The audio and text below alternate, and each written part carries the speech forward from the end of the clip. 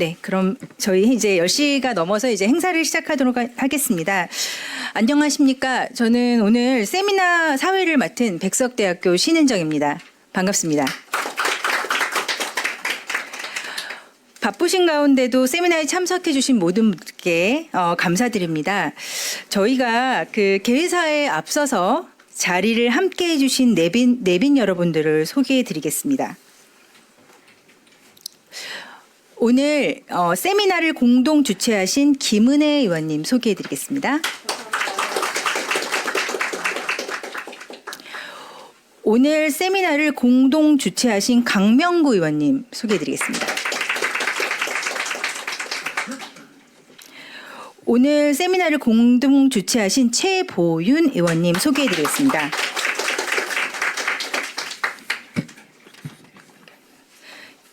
예, 오늘 세미나에 참석해 주신 정점식 정책위원장님 소개해 드리겠습니다. 네, 그리고 오늘 세미나 참석해 주신 유상범 의원님, 국민의힘 원내 운영 수시석 부대표님 소개해 드리겠습니다.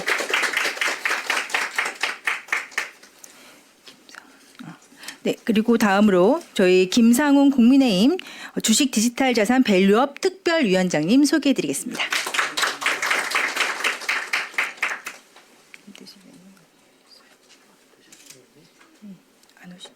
안 오셨죠? 네, 그러면 넘어가도록 하겠습니다. 네, 그러면 저희 오늘 전체 행사를 주관해 주신 한국재무관리학회 정성훈 회장님을 소개해 드리겠습니다. 다음으로는 오늘 주제 발표를 해주시는 전성민 가천대학교 교수님을 소개해드리겠습니다.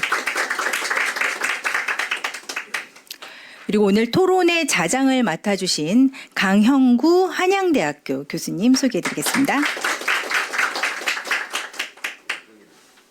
자, 토론자로 참석해주신 김도연 국민대학교 교수님 소개해드리겠습니다. 토론자로 참석하신 법무법인 태평양 김효봉 변호사님 소개해드리겠습니다. 죄송합니다. 네, 토론자로 참석하신 유혁선 카이스트 교수님 소개해드리겠습니다. 또 토론자로 참석해주신 임병화 성균관대학교 교수님 소개해드리겠습니다. 이제 마지막 토론자십니다. 저기 인터넷기업협회 조영기 사무총장님 소개해드리겠습니다. 그리고 지금 막 저희 국민의힘 이끌어주고 계신 송원석 원내대표님 오셨습니다. 그리고 정말 안타깝게도 지금 인사를 못 드렸는데요. 김대식 의원님께서 잠시 아까 왔다가 미리 자리를 이제 시간 관계상 미리 자리를 뜨셨습니다. 네, 축하해 주시는 자리에 와주셔서 멀지만 감사의 말씀 전하겠습니다.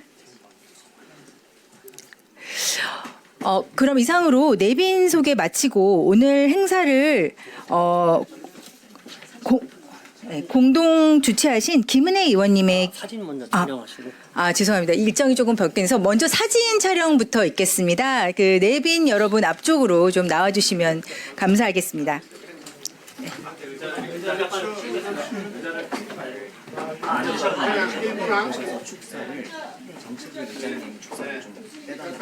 정특이 축사님, 정정식 안 하신대요?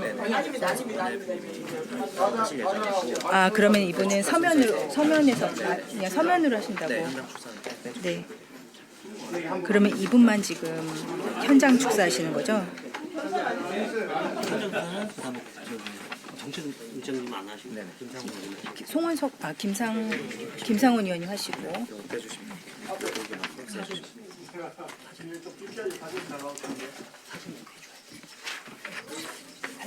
네. 사진 촬영 부탁드립니다. 자, 이제 포즈를 좀 바꿔볼까요? 네, 화이팅 한번 하시겠습니까? 화이팅 부탁드립니다. 가산자산 화이팅! 송원석 화이팅! 김원은 화이팅! 강명구 화이팅! 이번에 화이팅! 최보윤 화이팅!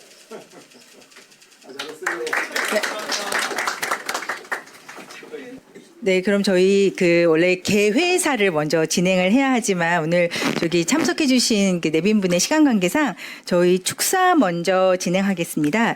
저기 김상훈 국민의힘 주식 디지털 자산 밸류업 특별위원장님. 아니야, 정책의장부터 먼저. 정책위원님, 예, 죄송합니다. 정정식 국민의힘 정책위원장님 축사부터 부탁드리겠습니다. 원래 우리 김상훈 위원장님부터 먼저 하셔야 되는데 제가 먼저 하겠습니다. 다른 행사가 또 있어가지고 저 국민의힘 정책위원장을 맡고 있는 정점식 국회의원입니다. 먼저 26년 디지털 자산 산업 특별 세미나를 개최해 주신 우리 김은혜 의원님, 최보윤 의원님, 강병구 의원님께 감사 말씀을 드리고 그리고 발제와 토론을 맡아 주시는 많은 분들께도 진심으로 감사의 말씀을 드립니다. 지금 우리 디지털 자산 산업은 중요한 전환점에 있습니다. 이용자가 1,000만 명에 이르는 시장으로 성장했고 자산 토큰화와 같은 새로운 금융 인프라로 발전하면서 금융과 산업의 경계를 빠르게 변화시키고 있습니다. 지난해 국회는 이용자 보호를 중심으로 한 디지털 자산 1단계 입법을 통해서 거래소 책임과 시장 질서를 일정 부분 정비한 바가 있습니다. 올해 논의되고 있는 디지털 자산 2단계 입법은 거래소 구조, 스테이블 코인 발행, 시장 규율 등 산업 생태계 전반의 제도적 틀을 설계하는 중요한 단계라고 생각을 합니다. 그만큼 이번 입법의 방향은 대한민국 디지털 금융 산업의 경쟁력을 좌우할 중요한 분기점이 될 것으로 보입니다. 그러나 최근 정부 여당이 추진 중인 디지털 자산 기본법 방향을 보면 우려되는 지점이 분명히 있습니다. 민간이 성장시켜온 디지털 자산 거래소에 대해서 대주주의 지분을 제한하고 스테이블 코인 발행 역시 은행이 발행 컨소시엄 지분의 과반을 보유하도록 하는 방안이 검토되고 있는 것으로 알려져 있습니다. 그러나 국회 입법조사처는 대주주 지분 제한이 재산권과 지급 수행의 자유를 침해할 소지가 있으며 해외에서도 유사한 사례를 찾기 어렵다는 점을 지적한 바 있습니다.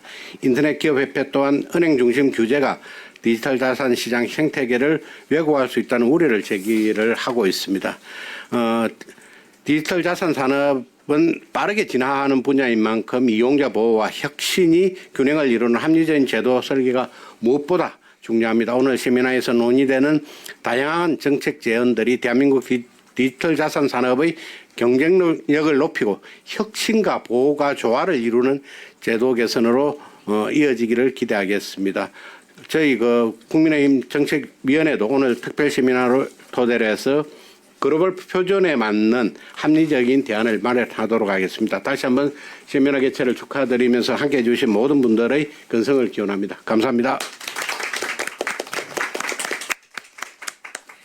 감사합니다. 다음은 김상훈 국민의힘 주식 디지털 자산 밸류업 특별위원장님의 축사를 듣겠습니다. 예, 감사합니다. 오늘 디지털 자산 산업 발전 방안에 대해서 우리 김은혜 의원님, 또 강명구 의원님, 최보윤 의원님 공동으로 직접 주관해서 감사하다는 말씀드리고 특히 한국재무관리학회의 우리 정성훈 회장님께서 또 이 행사를 직접 기획하고 주관해 주셨습니다. 감사하다는 말씀드리겠습니다. 함께해 주시는 전문가분들도 감사 인사 말씀드리겠습니다.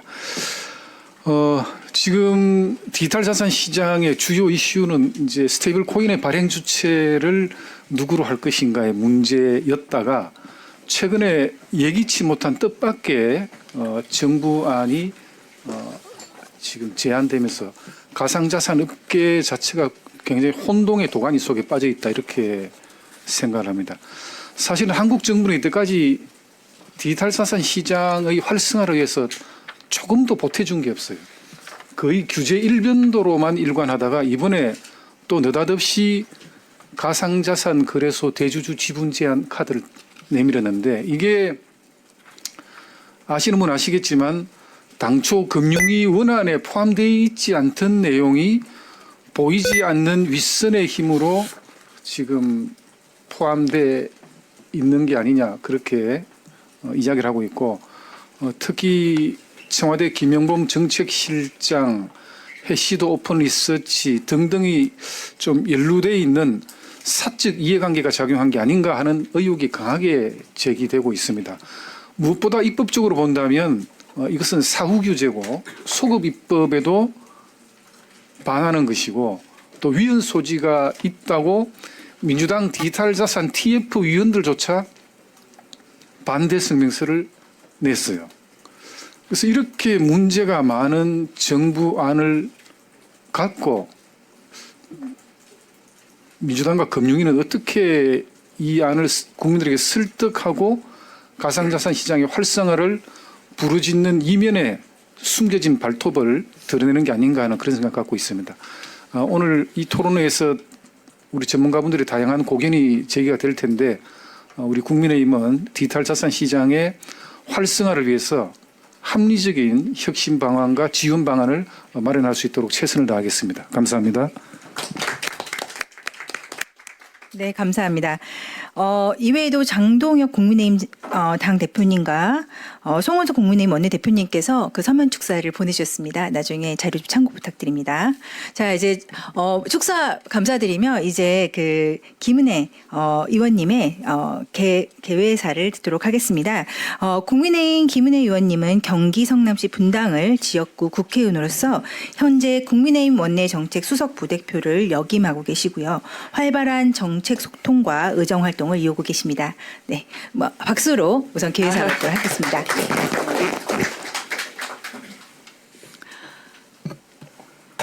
날씨가 조금 다시 쌀쌀해졌는데 이렇게 귀한 시간 함께해 주셔서 진심으로 감사드립니다. 오늘 디지털 자산 산업 특별 세미나에 그래도 먼저 감사를 드려야 합니다. 공동 주최해 주신 최보윤 의원님, 강명구 의원님, 그리고 행사를 주관해 주신 한국재무관리학회 정성원 회장님께도 깊은 감사를 드립니다. 오늘 발제를 맡아주시는 가천대학교 전성민 교수님, 그리고 좌장을 맡아주신 한양대학교 강형구 교수님, 그리고 토론에 함께해 주실 국민대학교 김도현 교수님, 또 법무법인 태평양 김효경 변호사님, 카이스트 류혁선 교수님, 그리고 성균관대학교 임병화 교수님, 인터넷기업협회 조영기 사무총장님께도 저의 감사의 말씀을 함께 드립니다. 요즘에 저희가 가상자산을 보면 이 원화 베이스 거래량만 보면 미국에 의해서 세계 2위일 경우가 굉장히 많습니다. 그만큼 이 시장은 에너지가 끌어넘치고 있죠. 근데 이 에너지를 어떻게 관리하느냐에 따라서 우리나라 디지털 가상자산 시장은 화석이 될 수도 있고 활화산이 될 수도 있습니다. 통제 관리 하에 두겠다는 유혹은 늘 정부가 갖고 있습니다. 그래서 텐센트 같은 경우에도 중국에서 사실상 국가 관리 하에 두려고 하고 있죠. 우리 기업의 주인은 국가가 아닙니다. 기업의 주인은 주주이자 그리고 창업가 정신으로 세웠던 그 멤버들이자 또 기업을 사랑하는 국민이 될 것입니다. 그러면 지금의 현재 가상자산과 관련한 정부의 현황을 살펴보면 화폐가 아니라고 하면서 화폐에 준하는 규제를 가하려고 하고 있습니다. 화폐가 아니라고 하면서 질서, 안정, 공공성의 이름으로 혁신과 성장을 가로막는 그런 유혹 가능한 통제 수단을 들려고 하고 있죠. 저는 이럴 때일수록 우리가 대한민국이 성장의 또 하나의 미래문을 열 수 있는데 오늘 이 세미나가 큰 역할과 계기가 될 것이라고 생각합니다. 사실은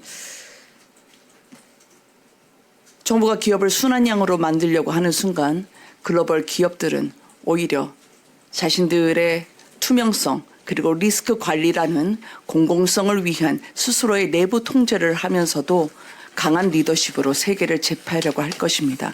그 갈림길에 선 디지털 가상자산의 오늘 시장 논의에 대해서 대한민국의 새로운 성장 동력을 찾을 수 있도록 함께 애쓰겠습니다. 진심으로 감사드립니다. 고맙습니다. 네, 김은혜 의원님 감사합니다. 다음은 공동 주최하신 최보윤 의원님의 개회사를 듣겠습니다. 최보윤 의원님은 국민의힘 수석 대변인으로 활동 중이시고요. 디지털 자산 육성 기본법 대표 발의를 하셨고 국민의힘 주식 디지털 자산 밸류업 특별위원회 위원으로서 활발하게 활동하고 계십니다. 네, 안녕하십니까. 국민의힘 최보윤 의원입니다. 저는 국민의힘에서 주식 및 디지털 자산 밸류업 특별위원회 위원으로도 활동을 하고 있습니다. 오늘 이제 바쁘신 일정에도 불구하고 2026년 디지털 자산 산업 특별 세미나에 참석해 주신 모든 전문가 여러분께 깊이 감사드립니다. 그리고 함께 뜻모아 자리 마련해 주신 김은혜 의원님과 또 강명구 의원님 그리고 행사를 주관해 주신 한국재무관리학회 정성훈 회장님과 관계자 여러분께도 깊이 감사드립니다. 지금 2단계 입법이 논의되고 있는데요. 이 2단계 입법은 산업의 구조와 지배 구조 그리고 경쟁 질서를 설계하는 산업 설계도를 그리는 과정이라고 생각이 됩니다. 그리고 특히 최근 논의되고 있는 이 은행권 50% 플러스 1 지분 보유 요건과 그리고 가상자산 거래소 대주주 지분 제한 문제는 단순한 세부 규제의 문제가 아니라 우리 디지털 자산 산업의 지배 구조와 혁신 동력을 좌우할 핵심 쟁점이라고 생각이 됩니다. 은행 중심 구조가 과연 디지털 자산 산업의 특성과 기술 혁신 속도를 충분히 반영하고 있는지, 또 지분 규제가 이용자 보호라는 정책 목표 달성에 실질적으로 기여하는지, 또 그리고 이러한 제도 설계가 글로벌 경쟁 환경 속에서 우리 기업들의 경쟁력을 제약하지는 않는지에 대해서 면밀한 점검이 필요하다고 생각이 됩니다. 우리는 지금 블록체인 기반 금융 인프라, 또 토크나 자산, 스테이블 코인 등 디지털 산업이 이미 글로벌 금융 질서의 일부로 편입되고 있는 현실에 놓여 있습니다. 또 미국과 유럽연합 등 세계 주요 국가들은 제도 설계를 통해 시장 주도권 확보를 위한 치열한 경쟁을 벌이고 있습니다. 이번 2단계 입법이 그래서 우리나라가 글로벌 경쟁에서 도약하는 기회가 될 수도 있고 반대로 족쇄를 채우는 계기가 될 수도 있다고 생각이 됩니다. 과도한 규제로 산업의 성장 가능성을 선제적으로 제한할 것인지 아니면 책임 있는 감독과 정교한 행위 규제를 통해 혁신과 안정이라는 두 가치를 아우를 것인지에 대해 결단을 해야 되는 시기라고 생각이 됩니다. 오늘 이 토론회가 이 중대한 쟁점들을 글로벌 스탠다드에 맞춰 차분히 점검하고 산업 혁신을 위한 정교하고 합리적인 대안을 모색하는 자리가 되기를 기대합니다. 저는 지난 국민의힘 그 대선 공약에서 디지털 자산 공약을 발표한 바가 있었고요. 그 중에 이제 블록체인 기업 벤처 인증 제도 개선 방향을 제시하고 이후 디지털 자산 매매 중개업을 벤처 기업 제한 업종에서 해제하는 정책적 논의를 해왔는데요. 그때 함께했던 그런 논의들이 계속 지속되고 또 저희가 국민의힘이 이런 디지털 자산 분야에서 정말 노력하고 있다는 점도 또 함께 말씀을 드리고 싶습니다. 또 최근 이제 국민의힘 주식 및 디지털 자산 밸류업 특위는 또 김은혜 의원님도 함께 특위위원으로 활동을 하고 계시지만 현장 간담회를 통해서 여러분들의 목소리를 듣고 또 소통하고 실효성 있는 개선 과제를 지속적으로 발굴해 왔다는 점도 또 말씀드립니다. 앞으로도 저도 또 수석 대변인으로서 여러분들의 목소리를 또 대변하고 현장의 목소리를 충실히 경청하고 정말 대한민국의 디지털 자산 산업이 건강한 생태계 속에서 성장할 수 있도록 최선을 다하겠다는 말씀을 드립니다. 감사합니다. 네, 다음으로 공동 주최하신 강명구 의원님의 개사를 듣겠습니다. 강명구 의원님은 경북 구미시 구미시 의원으로서 정무위원실 소속이시고요. 국민의힘 조직강화 특별위원회 조직 부총장으로 활동하고 계십니다. 네, 박수로 축사를 맞아주시기 바랍니다. 예, 반갑습니다. 정무위원회에서 활동하고 있는 강명구입니다. 오늘 이렇게 디지털 자산 산업 발전 방안에 대한 세미나를 공동으로 개최하게 돼서 영광으로 생각하고요. 많은 전문가님들 오셨는데 감사하다는 말씀드리고 현재 우리 대한민국의 이 디지털 자산 산업이 매우 중요한 변곡점에 서 있는 거 아닌가 하는 그런 생각이 듭니다. 이게 이 대한민국이 디지털 강국으로 도약하느냐 아니면 규제에 막혀가지고 이 글로벌 경쟁에서 도태되는 거 아닌가 하는 그런 우려가 있습니다. 이 지난 정무위원회에서 정무위원회 전체 회의에서 제가 질의도 했습니다. 이 지금 정부가 추진 중에 있는 디지털 자산 2단계 입법 방안, 그 중에서도 가상 자산에 대한 이 대주주 지분 제한 문제에 대해서 저도 질의를 냈습니다. 이게 뭐 유럽에서도 그렇고 미국에서도 그렇고 선진국에서는 전례가 없다고 얘기하고 있고 학계에서도 도대체 이게 이런 규제가 이 재산권 침해 문제, 유연 소지까지 있는 이런 방안을 왜 하려고 하느냐라는 질타도 있는데 이 정부가 지금 어쨌든 우리 금융당국에 나서서 15에서 20% 가까이 제한하겠다고 합니다.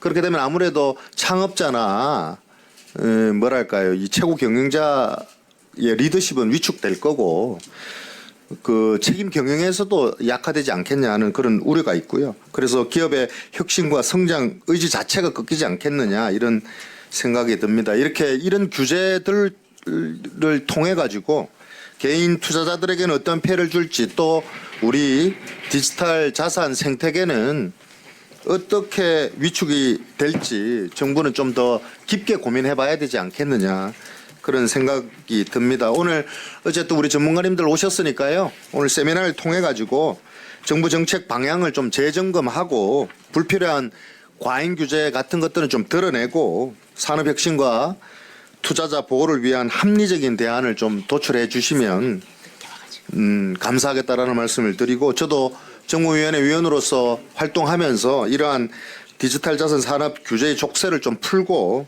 다시 한번 도약할 수 있는 기회를 만드는 데 일조할 수 있도록 최선을 다하도록 그렇게 하겠습니다. 오늘 참석하신 모든 분들 건승과 발전을 기원합니다. 감사합니다. 네. 저희 지금 개회사를 하는 와중에 그 네 분께서 또 방문을 주셔서 안내를 드리도록 하겠습니다. 우선 조배숙 의원님, 네 지금 하셨습니다. 네. 반갑습니다. 저한테 축사를 하라고 하는데 늦게 와가지고요. 그냥 인사로 대신하겠습니다. 김은혜 의원님이 하신다고 해가지고 그냥 무조건 왔습니다. 감사합니다. 네. 다음으로 이남희 의원님, 이다리 이다미 의원입니다.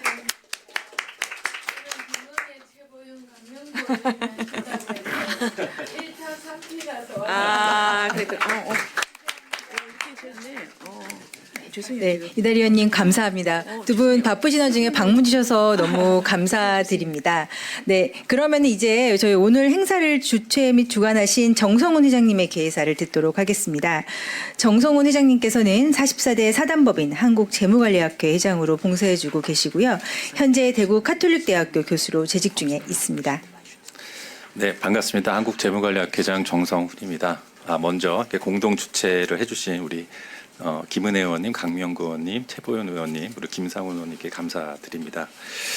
개회사를 제가 적어준 거를 이렇게 쭉 읽으면 지루할 것 같아서 핵심적인 부분만 말씀을 드리면 이 대주 지분 20% 제한하고 초과 지분의 처분을 의무화하는 방안은 금융 안정성과 이해상충 방지를 위한 취지에서 출발했을 것입니다. 그러나 우리는 규제의 본질을 다시 묻지 않을 수 없습니다. 위험의 근원이 단순히 지분율 자체에 있는지 아니면 지배구조의 투명성, 내부 통제의 실효성, 고객자산 보호장치의 미비에 있는지에 대한 냉정한 진단이 선행되어야 할 것이라고 이제 생각하고요. 그다음에 해외 사례에서 본 바 같이 아까 강명구 의원이 말씀하신 것처럼 이렇게 이제 규제를 하는 경우는 잘 없습니다. 그래서 갈라파고스의 규제가 될 우려가 있다라는 말씀을 드리고요. 또 다른 쟁점은 은행이 50% 플러스 1주 이상이 보유하는 구조에서만 원화 스테이블 코인 발행을 허용하는 방안입니다. 스테이블 코인은 단순한 디지털 결제 수단을 넘어 미래 디지털 금융 인프라의 핵심 축입니다. 이를 전통적 금융기관 중심 구조로만 설계할 경우 혁신의 주체가 되어온 핀테크 기업과 플랫폼 사업자의 참여는 구조적으로 제한될 수밖에 없습니다. 이미 글로벌 시장에서는 서클이 발행하는 USDC와 같이 민간 주도의 모델이 자리 잡고 있으며 공공성과 시장 혁신을 조화시키기 위한 다양한 실험이 이어지고 있습니다. 핵심은 지분 구조가 아니라 준비금의 투명성, 상환 안정성, 감독 체계의 명확성에 있을 거라고 보고 있습니다. 오늘 세미나가 찬반의 구도를 넘어 거래소 지분 구조 개선의 현실적 대안과 스테이블 코인 발행 구조의 합리적 설계 방안을 모색하는 건설적 논의의 장이 되기를 기대합니다. 대한민국이 규제로 고립되는 길이 아니라 신뢰 위에서 혁신을 확장하는 길을 선택할 수 있도록 지혜를 모아주시기 바랍니다. 감사합니다.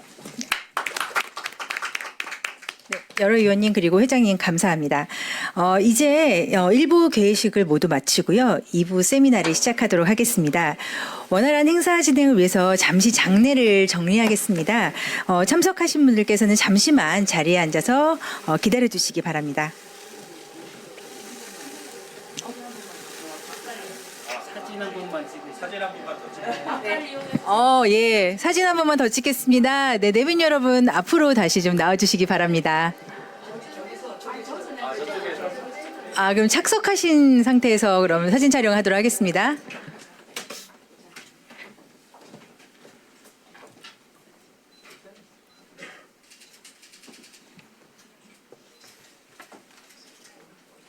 자, 이제 우리 한번 다시 화이팅 한번 해볼까요? 네, 여러분 화이팅 하시면서 사진 다시 한번 부탁드리겠습니다. 디지털 가상자산 산업 화이팅! 화이팅! 조배수 화이팅! 이다리 화이팅! 네, 감사합니다. 네. 자, 그럼 저희 2부 세미나는 가천대 전성민 교수님께서 발제를 해주시고요. 사실 주제 발표가 끝나면 이제 이어서 바로 토론회를 저희가 진행하도록 하겠습니다. 저희 원래 앉아서 저희가 진행을 하려고 하다가 전성민 교수님께서 이제 직접 앞에서 디지털 자산 산업의 거버넌스 혁신과 규제 패러다임 전환이라는 주제로 20분간 발표를 해주시겠습니다. 모두 박수로 환영해 주시기 바랍니다. 예, 안녕하십니까. 방금 전에 소개받은 가천대학교 전성민입니다. 우선 이렇게 국회에서 발표할 기회를 주셔서 너무너무 영광이고요. 아까 김은혜 의원님께서 텐센트 말씀을 좀 해주셨는데 그 얘기를 잠깐 드리고 발표를 시작하겠습니다. 그 텐센트는 2008년만 해도 사실 그렇게 큰 회사가 아니었습니다. 근데 지금은 중국에서 시총 기준으로 가장 큰 회사가 됐고요. 2008년만 해도 QQ라고 우리 버디버디 같은 PC 메신저 만들던 회사고 돈도 그렇게 많이 벌지 못하던 회사였어요. 근데 이제 판교에 와가지고 우리나라에 있는 게임 회사들한테 이제 게임 소싱을 해가지고 그래서 뭐 NC소프트, 넥슨 뭐 이런 회사들로부터 게임 소싱해서 그걸로 돈을 벌기 시작해서 지금은 전 세계에서 가장 큰 게임 퍼블리셔고요. 그리고 한국에 그렇게 들락날락 거리다가 카카오톡을 보게 됐습니다. 그래서 위챗이라는 메신저를 만들었죠. 그래서 지금은 뭐 카카오의 주요 주주 중에 한 회사가 되기도 했고, 근데 이제 거기서 가지고 있는 모토가 있는데요. 고양이를 보고 호랑이를 그린다 이런 말을 합니다. 그래서 졸지에 카카오나 우리나라가 고양이가 된 게 아닌가 약간 이런 생각을 하면서 말씀을 드리겠습니다. 오늘 디지털 자산 산업의 거버넌스 혁신하고 규제 패러다임의 변화 관련된 이야기인데요. 뭐 복잡하게 생각되실 것 같아서 제가 결론부터 먼저 말씀드리겠습니다. 일단 이제 코인 시장은 앞서서 여러분들께서 말씀해 주신 대로 지금 1,000만 명이 쓰고 있는 이제 일반 시장이라고 볼 수가 있습니다. 그러니까 이게 이제 코인 시장은 벌써 우리나라를 포함해서 전 세계적으로 거대한 디지털 경제 영토가 됐다 이렇게 말씀을 드릴 수가 있고요. 규모도 뭐 95조 원, 그러니까 아주 중요한 이제 국가 경제 인프라로 지금 작동하고 있다고 볼 수가 있고요. 그런데 이제 모두에서 여러분들께서 지적했습니다만 지금 정부가 거래소 대주주 지분 제한을 15에서 20%로 공공성을 강화하겠다 이런 취지에서 하고 있는데 이게 상당히 사실 위험한 발상이 될 수 있다 이런 면을 지적하고 싶습니다. 첫째로 이렇게 15% 20%로 대주주 지분을 낮추게 되면 당연히 책임감이 없어지게 됩니다. 이게 이 거래소라는 게 특히 다 스타트업에서 출발한 회사로 커진 회사들인데 이걸 인위적으로 여럿으로 쪼개게 되면 당연히 책임이 누가 지게 되느냐 이런 문제가 당연히 발생할 수밖에 없습니다. 그 다음에 두 번째 말씀드릴 내용은 국내의 스타트업에서 출발한 거래소들이잖아요. 근데 이런 회사들에 대해서 지분을 다변화해라 그러면 당장 큰 돈 가진 회사들이 들어올 가능성이 많습니다. 그게 대표적으로 해외 거대 자본이라고 볼 수가 있는 거죠. 그럼 해외 거대 자본이 들어오면 보통 이제 우리나라에서 어떻게 하냐면 여기서 기술을 크게 개발하려는 목적이라기보다는 여기서 돈을 빨리 벌어 나가야 되는 목적이 더 강하게 됩니다. 그러니까 여기 국내에 들어와서 일종의 이제 트로이 목마라는 그런 말을 쓰게 되는데 겉으로는 해외 거대 자본을 유치했다고 해서 굉장히 좋아 보이지만 곧 그게 우리한테는 우리 기술과 돈이 밖으로 새어나가게 하는 그런 문제가 된다는 거죠. 그래서 이게 이제 스타트업 생태계 관점에서 보면 창업자가 새로운 아이디어를 가지고 도전해서 만든 회사가 이게 이제 리더십도 잃게 되고 그 다음에 기술과 뭐 이렇게 되게 되면 기술도 잃게 되고 이러면은 정말 창업 생태계가 도전해서 건실한 기업을 기르는데 이런 거 굉장히 좀 어려운 점이 있는 게 아니냐 이런 문제 제기를 할 수가 있고요. 그래서 결론적으로 그러면 이걸 어떻게 해결하면 좋겠느냐 이렇게 보면 이제 우리가 지금 이 규제를 하는 목적이 어디 있는지를 좀 잘 생각해 봐야 됩니다. 이 규제의 목적은 어디 있냐면 투명하게 안정된 거래소 시장을 만들자 이게 원래 목표잖아요. 그 목표를 달성하기 위해서는 이 거래소를 상장을 시킨다든지 그래서 상장해서 회사들의 공시 자료 같은 거를 일반 국민들한테 볼 수 있게 해서 항상 감시할 수 있도록 하는 그런 투명한 공시 제도를 이용한다든지 아니면 이제 제 걱정이 그런 거죠. 준비금을 마련해 놓지 않고 이러다가 부도가 나면 어떻게 되냐 이런 문제를 이제 하고 있는데 이거는 이제 실제로 이거를 잘 관리할 수 있도록 하는 제도. 예를 들자면 실제로 있는 돈이 존재한다는 걸 증명하는 실시간으로 증명할 수 있게 하는 블록체인 기술을 가지고 실시간 자산 현황 같은 거를 공개할 수 있도록 하게 하는 그런 기술이 실제 있습니다. 그러니까 그런 걸 활용하는 게 좋은 방법이고요. 그다음에 지금 현재 주요한 안 중에 하나가 은행한테 51% 이상의 지분을 줘서 이걸 해보자.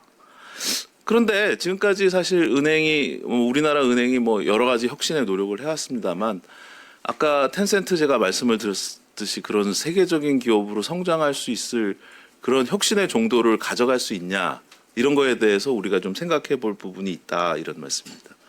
그래서 중요한 것은 역시 시장 친화적으로 창업가들의 그 애니멀 스피릿이라고 할까요? 예. 그래서 네. 네. 네. 민주당 박민기 의원 오셨습니다.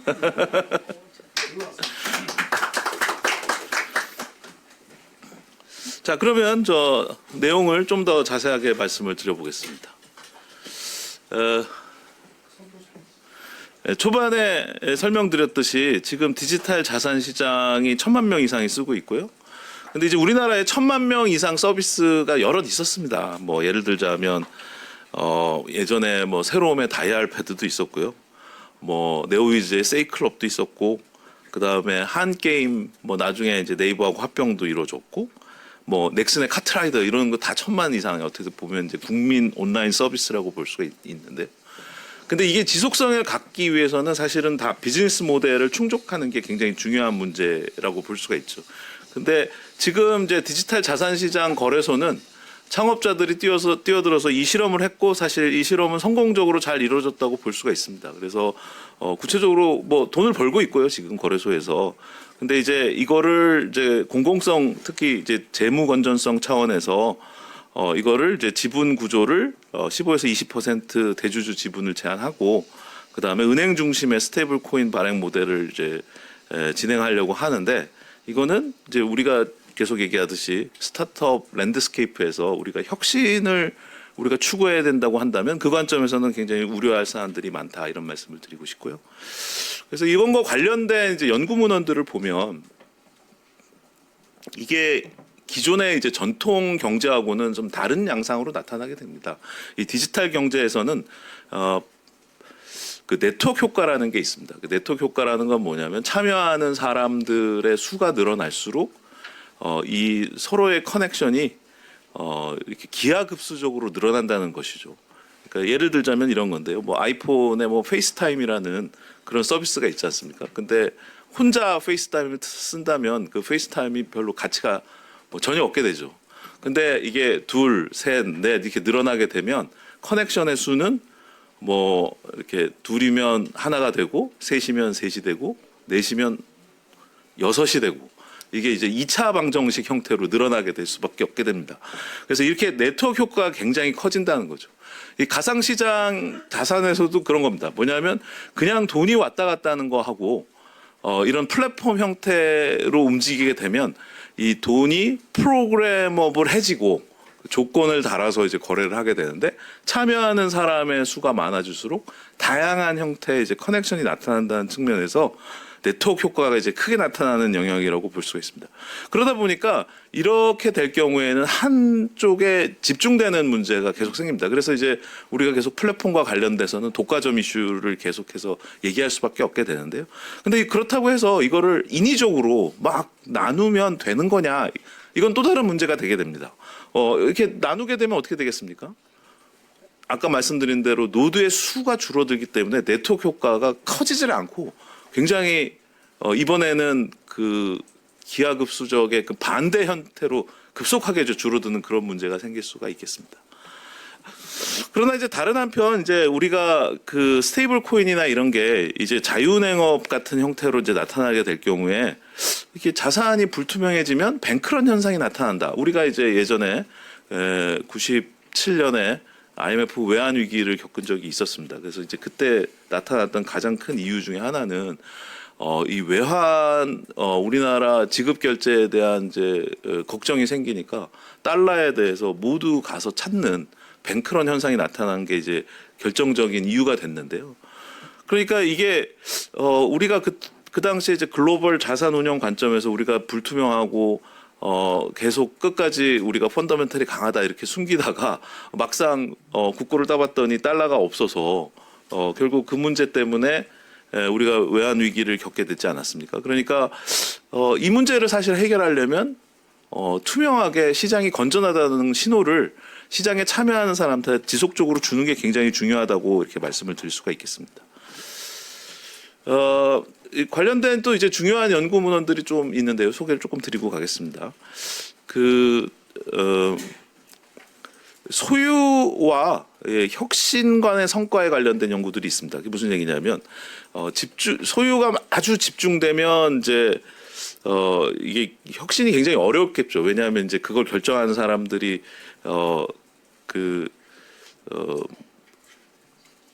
그래서 이제 적절한 소유 집중이 돼야 사실 자원 배분 효율성이 높은데 이걸 또 너무 과다하게 하게 되면 이제 다각화의 함정에 빠진다. 뭐 이런 연구들이 있습니다. 그 다음에 이제 예전에 뭐 B2B 마켓플레이스에서도 이제 이런 연구가 있었는데요. 이제 교차 소유를 할 경우에 디지털 혁신에 이런 경우가 이제 정보 비대칭성을 줄이고 자본 제약을 완화한다. 뭐 이런 연구도 있고요. 그 다음에 이제 규제 패러다임 관련돼서는 이제 플랫폼 수수료 제한 등 행위 규제가 서드 파티 개발자의 혁신 요인을 높인다. 뭐 이런 연구들이 사전에 있었다고 말씀드릴 수 있겠습니다. 그래서 이제 아까 말씀드린 대로 우리나라 디지털 자산 시장은 이제 상당한 규모를 달성했고 일평균 거래 규모가 6조 원이 넘고 그다음에 원화 예치금 규모 역시 6조 원이 넘는 규모로 이제 성장을 했습니다.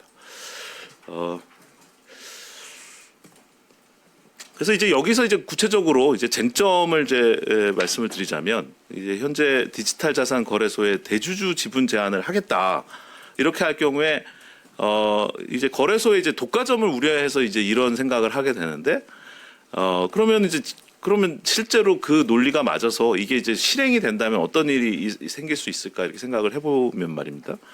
기존에 있던 이제 거래소 지분 중에 상당히 큰 지분을 해외 지분에 매각한다. 그러면 이제 당연히 이제 해외 주주들이 나타날 테고 그러면 당연히 이제 국부의 유출이라든지 우리가 가상자산 관련된 산업의 주도권을 계속 가져가기가 굉장히 어렵다 이렇게 볼 수가 있고요. 이걸 만약에 국내 대기업에 이제 매각한다고 생각해 보면요. 그럼 이제 우리가 아주 오랫동안 지켜온 이제 금산분리 이슈가 당연히 또 나타날 수밖에 없게 되고요. 그 다음에 이제 대기업이 자기가 하고 있는 본업하고 이 디지털 자산 거래소를 이제 레버리지 해가지고 자신들의 사업을 유리하도록 이거를 이제 끌어갈 수가 있게 되죠. 그러면 이해상충 문제가 당연히 생기게 됩니다. 만약 사모펀드에다가 이제 매각하게 되면 어떻게 되냐? 그러면 이제 우리가 이제 홈플러스 사례에서도 볼 수 있듯이 사모펀드는 단기적인 자본 이득을 내려고 굉장히 노력하게 됩니다. 그러면 이제 산업을 중장기적으로 이걸 키우겠다 이런 생각을 하질 못하고 수수료 수익을 극대화하는 이런 걸 할 수가 있게 되게 됩니다. 그러니까 15% 20%로 지분 구조를 조정하자, 공공성을 높이기 위해서 조정하자 이렇게 말은 쉽습니다만 실제로 그게 현실화될 경우에는 이런 세 가지 시나리오를 놓고 봤을 때 상당히 큰 부작용을 시장에 가져올 가능성이 많게 되고요. 그래서 이런 거를 이제 해소하기 위한 그럼 대안은 뭐가 있을 수 있겠냐? 그러면 이게 이제 지분을 몇 %로 하자. 이거는 이제 사실 쉬운 규제입니다. 근데 이제 그런 쉬운 규제보다는 어떤 행동을 어떤 행위를 하고 있는가를 하는 좀 더 좀 마이크로 액티비티를 이제 바라다 보는 어떤 행위 규제 중심의 접근 방성을 이렇게 택할 필요가 있습니다. 예를 들자면 이제 내부 통제를 강화한다든지 지배 구조의 투명성을 공시한다든지 이해상충 방지 시스템을 구축한다든지 이런 방안을 고려하는 게 더 적절하다 이렇게 말씀드릴 수가 있겠습니다. 그다음에 이제 모두에서 잠깐 말씀드리겠습니다만 지분을 제한할 때 이제 방관자 효과가 나타납니다. 그게 무슨 얘기냐면 기존에 이제 대주주였을 경우에 그러면 이제 창업자 중심의 집중 구조가 되니까 당연히 신속한 의사결정을 할 수가 있고요. 강력한 책임 경영을 할 수도 있겠습니다. 근데 이거를 이제 인위적으로 소유 분산을 할 경우에는 공공성 확보를 할 수 있겠지만 당연히 의사결정에 늦게 됩니다. 근데 이 가상자산 거래소의 특성상 사실 굉장히 글로벌 단일 시장으로 빠르게 변화하는 트렌드가 있는데 여기에 대해 대응하는 게 상당히 중요한 부분입니다. 이제 이런 경우에 이게 시기적으로 적정한 대응을 하지 못한다면 어떤 혁신 기제 같은 게 작동이 안 되는 그런 문제가 생길 수도 있겠죠. 그 다음에 이제 무엇보다 중요한 게 사실 지금까지 가상자산 거래소 자체가 시장 기반으로 성장했습니다. 그런데 이거를 이제 규제 강화를 통해 가지고 뭐 이렇게 구체적인 어떤 그런 규제 사항들에 대응을 하다 보면 당연히 이게 시장 친화적인 운영이라기보다는 정부 규제에 대응하는 운영이 될 가능성이 굉장히 많아진다. 그러니까 당연히 혁신성이 떨어진다 이런 말씀을 드릴 수가 있고요. 그래서 지금 요구하는 이제 거래소의 금융 인프라에 대한 규제 수준은 지금 KRX 한국 거래소 수준의 이제 소유 분산을 요구하고 있는데 사실 이거는 이제 우리가 지금까지 시장을 키워온 민간 스타트업에서 출발한 회사에 대한 이게 좀 적절한 접근 방법인지 우리가 좀 생각을 해봐야 된다 이렇게 말씀을 드릴 수가 있고요. 최근에 이제 다른 분야 디지털 자산 외에도 다른 분야에서도 이런 스타트업이 비즈니스 모델을 실험하고 이렇게 사업을 만들어낸 과정들에 대한 기여를 인정하지 않고 정부에서 유사 사업을 만들어서 그대로 이제 진행하는 그런 사례들도 많이 발견되고 있는데요. 이런 측면에서 봤을 때 굉장히 큰 이슈가 있다 이렇게 볼 수가 있고요. 그래서 지금 가령 이제 두나무나 이제 코인원 같은 경우에 주요 대주주들이 이제 지분을 이제 강제로 팔아야 되는 그러면 이제 강제로 팔아야 된다면 기간을 정해놓고 지금 그런 걸 해야 되는데 이제 이게 만약에 바이낸스 같은 이제 글로벌 거대 자본이 이제 국내 지분을 취득하게 된다면 당연히 우리는 이제 글로벌 서비스의 하청을 맡게 된다 이렇게 이해를 할 수가 있겠습니다. 그게 이제 마치 2008년 리만 사태 당시에 이제 영업 지점 형태로 운영되던 한국의 자본 유출 피해 사례가 그대로 재현될 가능성이 굉장히 높다 이런 말씀을 하겠습니다. 그래서 이제 뭐 지금 한국은행을 비롯해서 전통금융권에서는 이런 거를 이제 은행 중심으로 좀 운영을 해보자 뭐 이런 제안을 합니다. 근데 실제 사례에서 유럽의 위트레이드나 보험 컨소시엄 B3I 같은 경우에는 이게 다 파산했습니다. 그러니까 이게 이제 전통금융기관이 근데 이거는 이제 우리가 90년대 인터넷 도입했을 때 벤처기업이 막 만들어졌을 때 대기업이 벤처를 하겠다. 이게 사실 구조상 굉장히 어렵습니다. 대기업의 임원들은 이런 말씀은 좀 뭐 적절할지 모르겠습니다만 본인의 지상 목표가 애들 장가 시집 가기 전까지 잘리지 않는 게 목표거든요. 그러니까 절대로 위험한 사업을 하지 않습니다. 그러니까 대기업의 거버넌스에서 사실 스타트업을 운영한다는 건 굉장히 어려운 거죠. 그래서 그런 관점에서 바라봤을 때 이런 가상자산 거래소의 도전적인 기술 변화, 글로벌 시장 변화에 대응해서 빠르게 움직이는 거버넌스 체계를 만든다는 게 지금 전통적인 은행권 중심으로 이걸 운영한다는 거는 상당히 어렵다 이렇게 이제 판단할 수가 있고요. 그다음에 이제 아까 말씀드려도 단기 프라이빗 에큐티 같은 데서 우리가 이제 사모펀드가 주주가 될 경우에는 단기적인 목표를 가져갈 가능성이 많다 이렇게 볼 수가 있겠습니다. 헌법상으로 봤을 때도 이것도 상당히 큰 이슈라고 볼 수가 있겠는데요. 이게 헌법의 13조 2항 소급 위법이된 재산권 박탈 금지라든지 23조의 재산권 보장 이런 문제를 지금 이제 위배할 가능성이 높습니다. 그러니까 이게 실제로 진행된다고 할지언정 계속해서 위헌성 논란이 생길 수 있다 이런 말씀을 드릴 수가 있겠고요. 두 번째 쟁점은 이제 스테이블 코인 규제에 대한 이제 발행 주체에 대한 얘기인데요.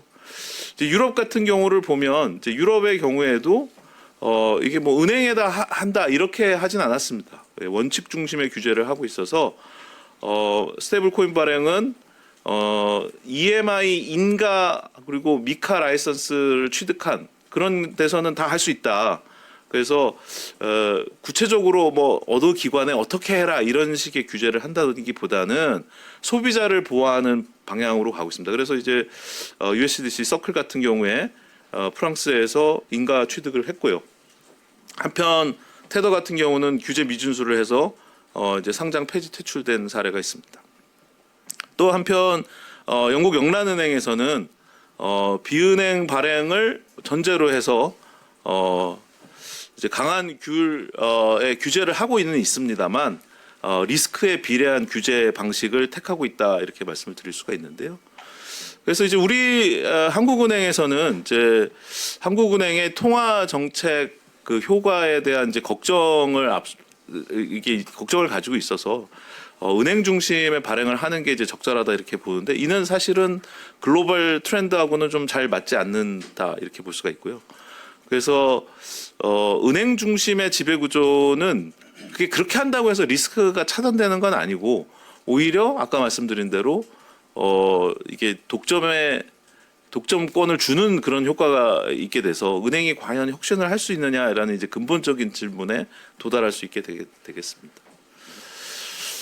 그래서 이제 각국의 이제 규제와 관련돼서는 그 지금 슬라이드에 보이는 것처럼 자료 18페이지, 19페이지의 내용을 참고하시면 되겠습니다. 그리고 또 한 가지 이제 우리가 지금 짚고 넘어가야 될 것은 이제 1은행 1거래소 제휴 관행 이거를 지금 이제 정부 규제안에서 지금 진행 중에 있는데요. 그래서 이거는 이제 산업 조직론 관점에서 경쟁을 제한하는 문제가 되게 되고요. 이렇게 되면 당연히 이제 경쟁 제한을 통해서 이제 사실 혁신의 어떤 이걸 이제 가속화하는데 당연히 이제 큰 문제가 될 수도 있겠습니다. 그래서 이제 뭐 가령 이제 많은 걱정을 이루는 것 중에 하나가 빗썸 비트코인 오지급 사태에 대해서 가장 이제 많은 분들이 이제 논의를 하고 있는데 사실 뭐 이런 그 오지급 사태 같은 경우는 생길 수 있는 문제입니다. 근데 그게 지금 추진하고 있는 규제를 통해서 문제가 해결될 가능성은 사실 거의 없습니다. 별로 관련성이 없는데 이런 사건이 일어났으니까 이 규제를 강화하겠다 이렇게 지금 이제 이렇게 사실 더 중요한 건 뭐냐면 기술적으로 내부 통제를 하는 게 중요하고 그 내부 통제를 관리하는 어떤 관리 체계를 만드는 게 더 중요한데 이걸 어떻게 보면 쉬운 규제를 택해서 은행에다 맡겨야 되겠다. 기존의 규제 체계를 통해 가지고 관리하겠다. 이런 걸 통해서.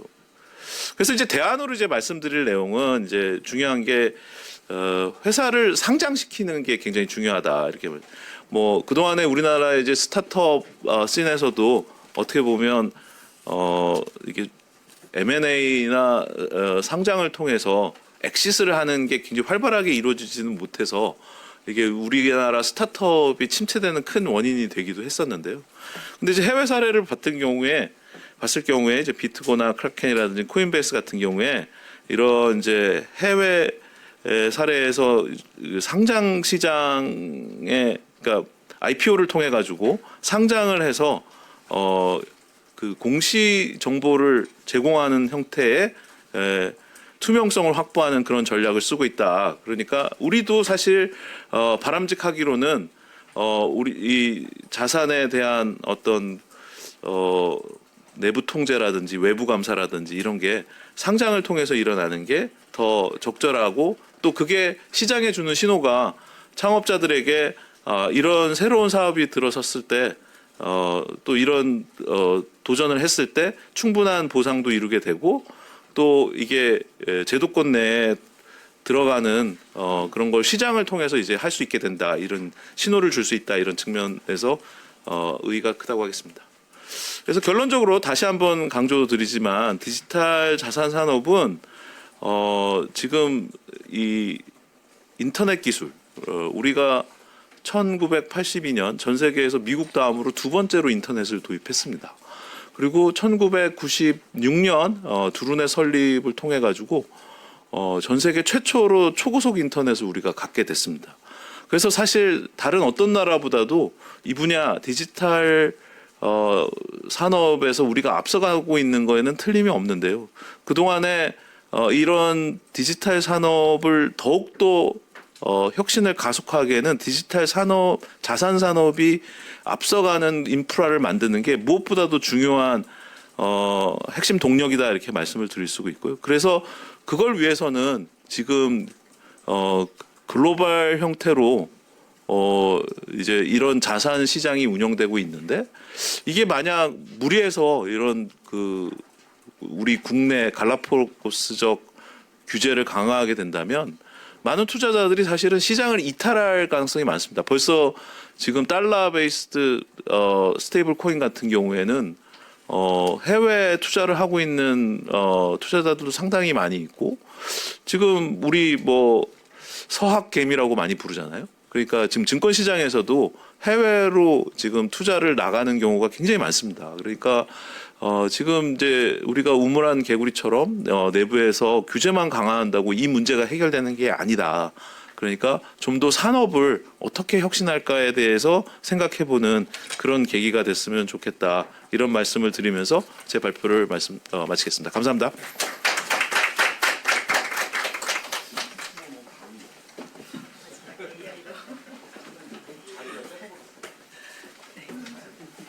네, 전성민 교수님 수고하셨습니다. 네, 전성민 교수님 말씀하셨지만 저희 국내 디지털 가상자산 시장의 경쟁력을 유지하기 위해서 또 혁신을 지속하기 위해서 불도 꺼주시고 혁신을 계속하기 위해서 사실 이제 규제 패러다임의 변화가 중요하다 이런 메시지를 전달 주셨습니다. 저희가 사실 그 발표하시는 중에 또 귀빈께서 한 분이 또 방문을 주셨습니다. 아까 간단하게 인사드렸지만 민주당 박민규 의원님 모셨고요. 제가 축사를 간단하게 부탁드려도 네? 아유 그럼요 앉아서 하셔야 됩니다. 예, 저 민주당에서 이런 토론할 때 계속 겹쳐서 듣고 싶다 못 들었는데 제가 민주당 디지털 TF 위원이거든요. 그래서 여기 전문가분들 몇몇 분들 안면도 있고 하는데 또 개인적으로 여기 계신 조배숙, 김은혜, 강명규, 최보현 의원님, 방금 나가신 이다리 의원님 특히 네 분은 저랑 개인적 인연이 다 있으세요. 조그맣게. 그래서 너무 편하게 왔고요. 아까 전정 교수 발제 또 강영 교수님 또 발표를 듣기 위해서 왔습니다. 아무튼 잘 듣고 국회 잘 논의되도록 노력하겠습니다. 네, 감사합니다, 의원님. 자, 이렇게 저희가 이제 주제 발표를 마치고 이제 패널 토론을 이어가겠습니다. 토론은 저희가 이제 그 자리상 이제 앉아서 진행을 하겠고요.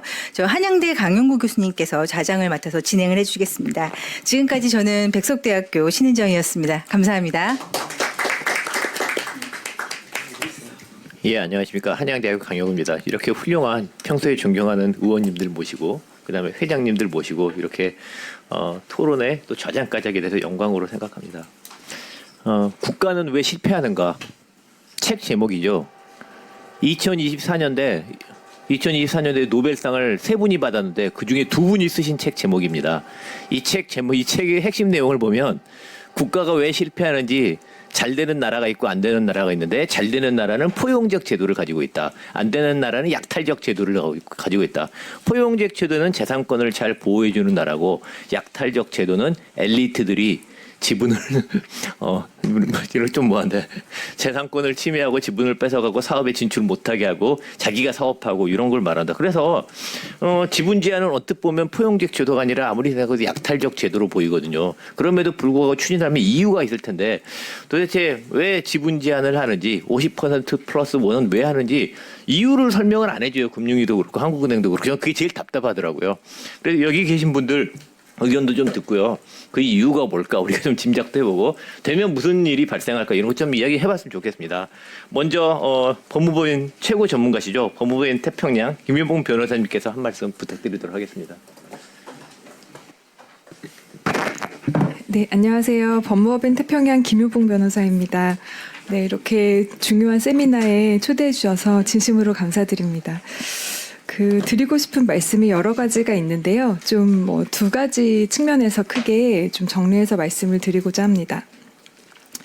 규제 측면과 산업 측면을 우리가 각각 좀 나눠서 살펴봐야 하는데요. 우선 규제 측면에서는 뭐 여러 가지 뭐 헌법적, 법률적 이슈가 있다는 점에 대해서는 사실 여러 세미나, 토론회 그리고 전문가님들의 기고에 의해서 다들 쟁점들은 잘 알고 계실 거라고 생각이 됩니다. 특히 최근에는 국회 입법조사처에서 이제 의원님들 말씀 주신 것처럼 그 위원회 소지가 있다라는 의견을 밝히셨는데요. 이제 이렇게 입법조사처에서 이러한 법률적 이슈가 있을 수 있다는 공식적인 어떤 보고서를 내셨기 때문에 입법을 추진하기 위해서는 이런 헌법적 법률적 이슈에 대해서 정부가 좀 공식적인 법률 검토를 진행하신 이후에 입법을 추진하는 것이 좀 바람직하지 않을까 생각이 됩니다. 그리고 지금 이제 그 지분 보유 한도 규제에 조금 완화를 하기 위해서 뭐 예외적으로 금융 당국의 재량에 따라서 어떻게 조금 그 예외를 인정할 수 있는 조항이 논의가 되고 있는 것으로 보이는데요. 사실 전체 규제 틀이 현재 보유 중인 지분 처분을 강제하고 있다고 하면 이제 뭐 예외 사유로 금융당국의 재량에 따른 어떤 그 예외적인 그 사례를 인정한다고 해서 그런 이슈가 모두 해소되는지에 대해서는 검토가 좀 필요할 것으로 생각이 됩니다. 근데 이제 이런 논의를 좀 본격적으로 하기 위해서는 사실 정부가 하고자 하는 그 목적이 무엇인지에 대해서 좀 명확한 이해가 필요합니다. 방금 저희 강 교수님께서 그 말씀 주셨는데요. 지금 금융당국에서 걱정하시는 부분이 지배구조로 인한 대주주의 전횡이 문제인지, 만약 그렇다고 하면 이제 지배구조법 적용으로 해결되지 않는 부분이 어디인지에 대해서 우리가 논의를 해야 되는 것이고요. 그게 아니라 운용 수익이 지금 집중되고 있는 것이 문제인지, 그렇다고 하면 운용 수익은 거래소에 기속되는 것이니 그 파이를 나눌 수 있는 이제 거래소들의 어떤 추가적인 진입 규제 완화와 경쟁 촉진에 대한 논의를 해야 되는 것이고요. 그리고 신고제에서 인가제로 넘어가는 게 문제라고 하면 금융투자업자보다 이제 가상자산 거래소가 국가적으로 더 중요한 인프라 기관이어서 다른 인가제와 다르게 이 경우에는 소유 규제가 반드시 필요한지 이런 것에 대한 논의가 좀 필요할 것입니다. 근데 지금 현재로서는 그 목적으로 하는 그 공익에 대한 명확한 이해가 지금 공유되고 있지 않은 부분이 조금 문제점으로 생각이 됩니다. 그리고 만약에 규제를 이제 금융당국에서 이제 제시하신 것처럼 ATS와 유사하게 만들게 되면 금융 그 기관의 경우에는 30%대의 예외가 가능하게 되는데요. 이것도 나름대로 그 규제 측면에서는 현행 규제와 조금 상충되는 부분이 생기게 됩니다. 예를 들면 시중은행은 이제 이렇게 금융에 해당하지 않는 업종에 대해서는 10%까지만 보유를 할 수가 있는데 이렇게 되면 이제 같은 금융회사라 하더라도 은행과 증권 간 권역 간에 또 형평성 문제가 발생할 수 있고요. 이걸 맞추기 위해서는 은행의 소유 규제에 대한 완화 논의 이런 것들이 이제 추가로 필요하게 됩니다. 그래서 현행 법제랑 잘 맞는 규제인지 이런 부분도 검토가 필요하고요.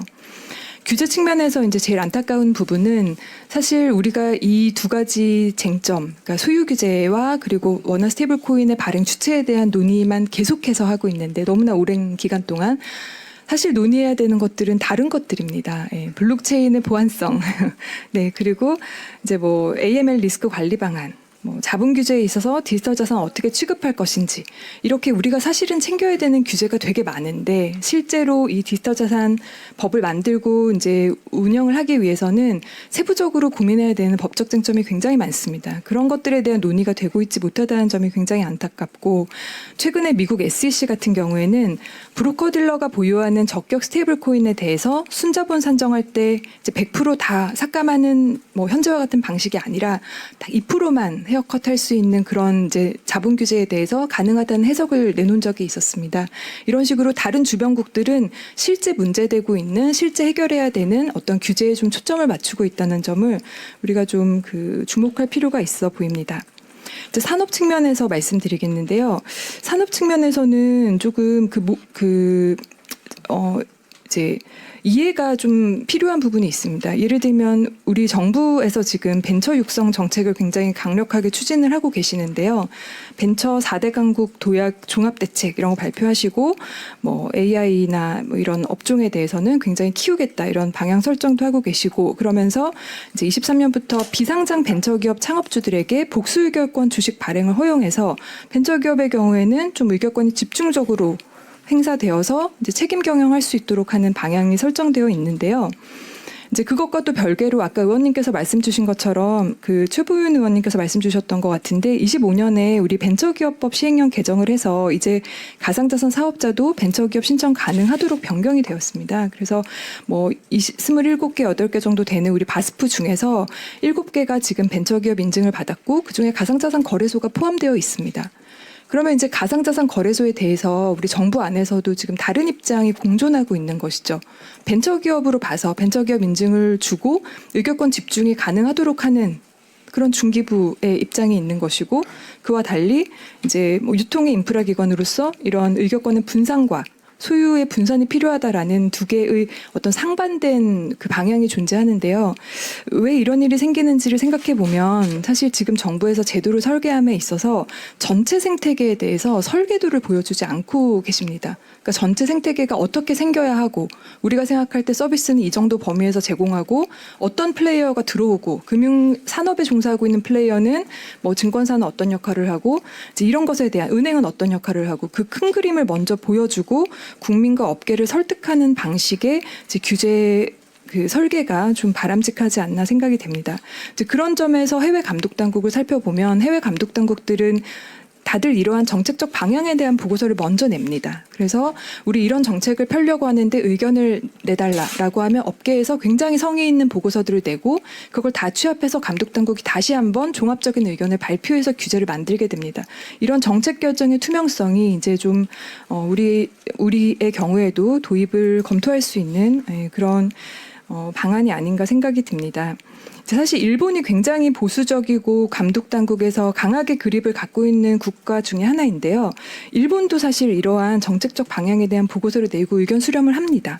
최근에 올해 2월 달에 일본 FSA에서도 암호자산 시스템에 대한 어떤 금융 시스템 위원회의 워킹그룹 보고서 를 이제 뭐 일본어로도 발간하고 영문으로도 발간을 해서 지금 우리가 PSA 같은 지급결제법으로 규율을 하고 있었는데 앞으로는 투자 대상을 규율하는 FIEA로 규율 프레임을 변경해야 된다. 그리고 가상자산업에 대한 규율에서 베이직 프린시플은 이런 것들이 되어야 한다라는 것들을 간략하게나마 이제 PPT 방식으로 해서 그렇게 보고서를 내고 있어요. 이런 식으로 큰 방향을 제시하고 그리고 이제 시장으로 하여금 예측 가능성과 이제 신뢰를 부여하는 그런 정책적인 결정이 좀 그런 절차가 마련된다면 좋을 것이라고 생각이 듭니다. 이제 마지막으로 한 가지 가장 중요하게 말씀드리고 싶은 부분은 이제 산업 육성의 측면인데요.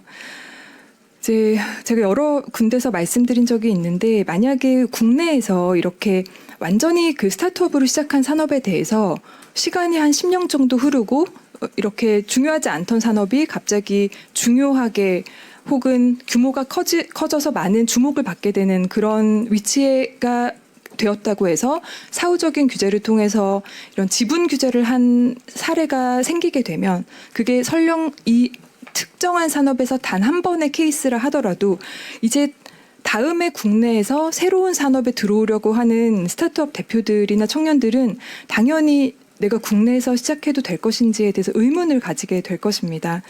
그리고 이제 창업주들이 국내에서 창업을 주저하는 것뿐만이 아니라 창업주들은 결국은 펀딩을 해야 되잖아요. 그래야 되는데 VC들이 결국 이런 산업에는 돈을 넣을 수 없는 결과가 된다고 합니다. 근데 이게 좀 아이러니한 것은 우리가 향후 미래 산업의 인프라 기관이 될 산업, 뭐 AI라든지 뭐 클라우드라든지 이런 이제 큰 뭐 우리가 유망하다고 생각하는 산업일수록 이런 기피 현상이 더 심해지게 되는 것이죠. 왜냐하면 나중에 이게 인프라 기관이 될 확률이 더 높고 그런 중요한 산업들은 그렇게 되면 나중에 이제 사후적으로 그 육성해 놓은 어떤 이 산업이 이제 제3자에게 넘어갈 가능성이 생기기 때문에 산업 전체가 이제 창업을 시작하기도 어렵고 그리고 펀딩을 받기도 어려운 굉장히 그런 그 어려운 상황에 처하게 됩니다. 그래서 이런 점들은 굉장히 좀 신중하고 주의 깊게 검토가 필요할 것으로 생각이 되고 이제 현행 규제와의 정합성 그리고 향후 우리나라가 국가 경쟁력 측면에서 지금 우리가 도입하려고 하는 이 제도가 얼마나 그 크리티컬한 영향을 미치게 될 것인지 이것들을 같이 검토를 해서 이번 입법을 추진하는 것이 바람직할 것이라고 생각합니다. 네. 청년 창업까지 익히는 약속 정말 잘 정리해 주셨습니다. 아니나 다를까 얼마 전까지 가상자산 산업은 유흥사행 부동산과 더불어 벤처기업 취급을 못 받다가 갑자기 이제 공공재, 공공인프라로 또 이렇게 되면서 이렇게 지분 제한이 나오는데요. 공공재는 아닌 것 같아요. 비배제성과 비경합성 때문에 안 돼요. 공공인프라면 외부 효과고 외부 효과면 소위 피부세라고 하는 세금 또는 코지 정리 등등의 솔루션이 있는데 여기와도 아무 관계가 없어서 김효봉 변호사님 말씀하신 대로 문제가 뭐고 답은 뭔지 이게 솔루션이 되는지 그리고 그 와중에서 좀 더 중요한 문제도 해결할 수 없는 해결을 못하고 있는 그런 현실을 잘 만들어 주셨고 기존의 벤처 정책과 충돌되고 있는 것도 말씀해 주셨습니다. 법적 제도적 관점에서 잘 정리해 주셨고요. 기술 관점에서 이번엔 좀 임병화 교수님께서 한 말씀 해주시겠습니다.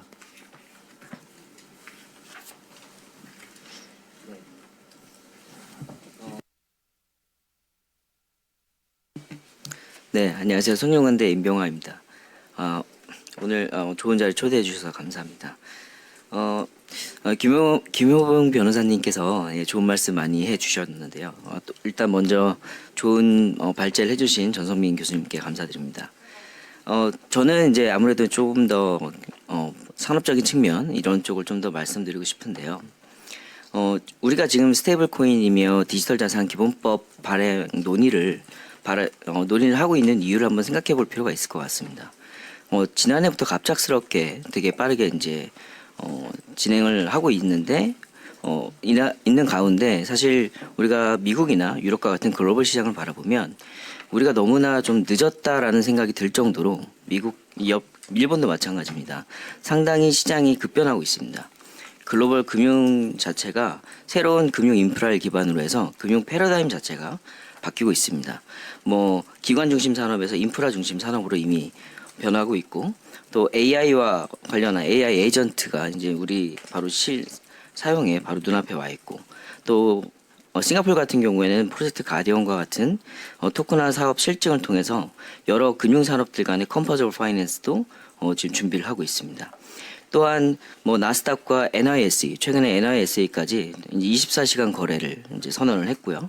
나스닥 같은 경우는 모든 상장된 주식을 또 토큰화하겠다라고 이야기를 하고 있습니다.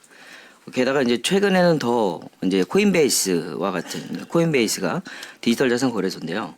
코인베이스가 미국의 주식도 실제로 거래를 지원하고 있고 실제 그 미국 주식에 대한 토큰화에 대한 SEC 상장을 하기 위한 SEC 승인을 기다리고 있습니다. 뭐 시큐리타이즈 같은 경우에는 이미 미국의 주식을 토큰화해서 거래를 하고 있고 로빈후드 클라켄 같은 경우에는 뭐 미국 내 서비스는 아니지만 유럽에서 토큰화된 주식을 이미 거래하고 있는 상황입니다. 결국 이 전통 금융이 블록체인 인프라로 상당히 옮겨가고 있는데 우리가 잘 알고 있는 블랙락, 그러니까 세계 최대 규모의 자산운용사죠. 이 레리 핑크 회장 자체도 이제 모든 금융은 온체인으로 간다라고 선언을 작년에 했습니다. 그만큼 미국은 트럼프 정권 이후에 이제 프로젝트 크립토록에서 친 SEC마저도 친 크립토 정책을 펼치고 있고 이렇게 발빠르게 온체인 금융에 대해서 준비를 하고 있습니다.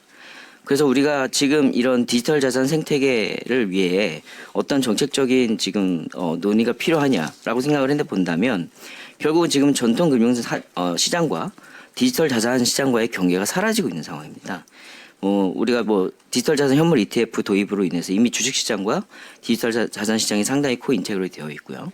그다음에 STO 시장, 특히 미국의 채권, 그다음에 펀드가 토큰화시 되면서 실제 퍼블릭 블록체인에서 그런 금융 상품들이 거래가 되고 있습니다. 그런 금융 상품을 거래하는 데 있어서 가장 중요한 역할을 하고 있는 것 중에 하나가 바로 스테이블 코인입니다. 이 스테이블 코인이 우리가 단순히 지급 결제 수단의 새로운 지급 결제 수단으로 바라봐야 되는 것이 아니라 이와 같은 새로운 금융 인프라가 바뀌는, 금융 패러다임이 바뀌는 이런 가운데서 아주 중요한 인프라로 봐야 되는 그런 측면이 있다고 볼 수 있겠습니다. 이게 결국 스테이블 코인이라고 하는 지금 현재 가장 거래가 많이 되고 있는 USDT나 USDC와 같은 경우에는 오프라인에서 얼마든지 거래할 수 있지만 사실 온체인상에서 상당히 거래가 많이 되고 있거든요. 근데 결국 이 기관들도 JP모건이나 블랙락과 같은 이런 대형 금융기관들도 스테이블 코인을 이용해서 퍼블릭 블록체인에서 금융자산을 서로 거래하고 있습니다.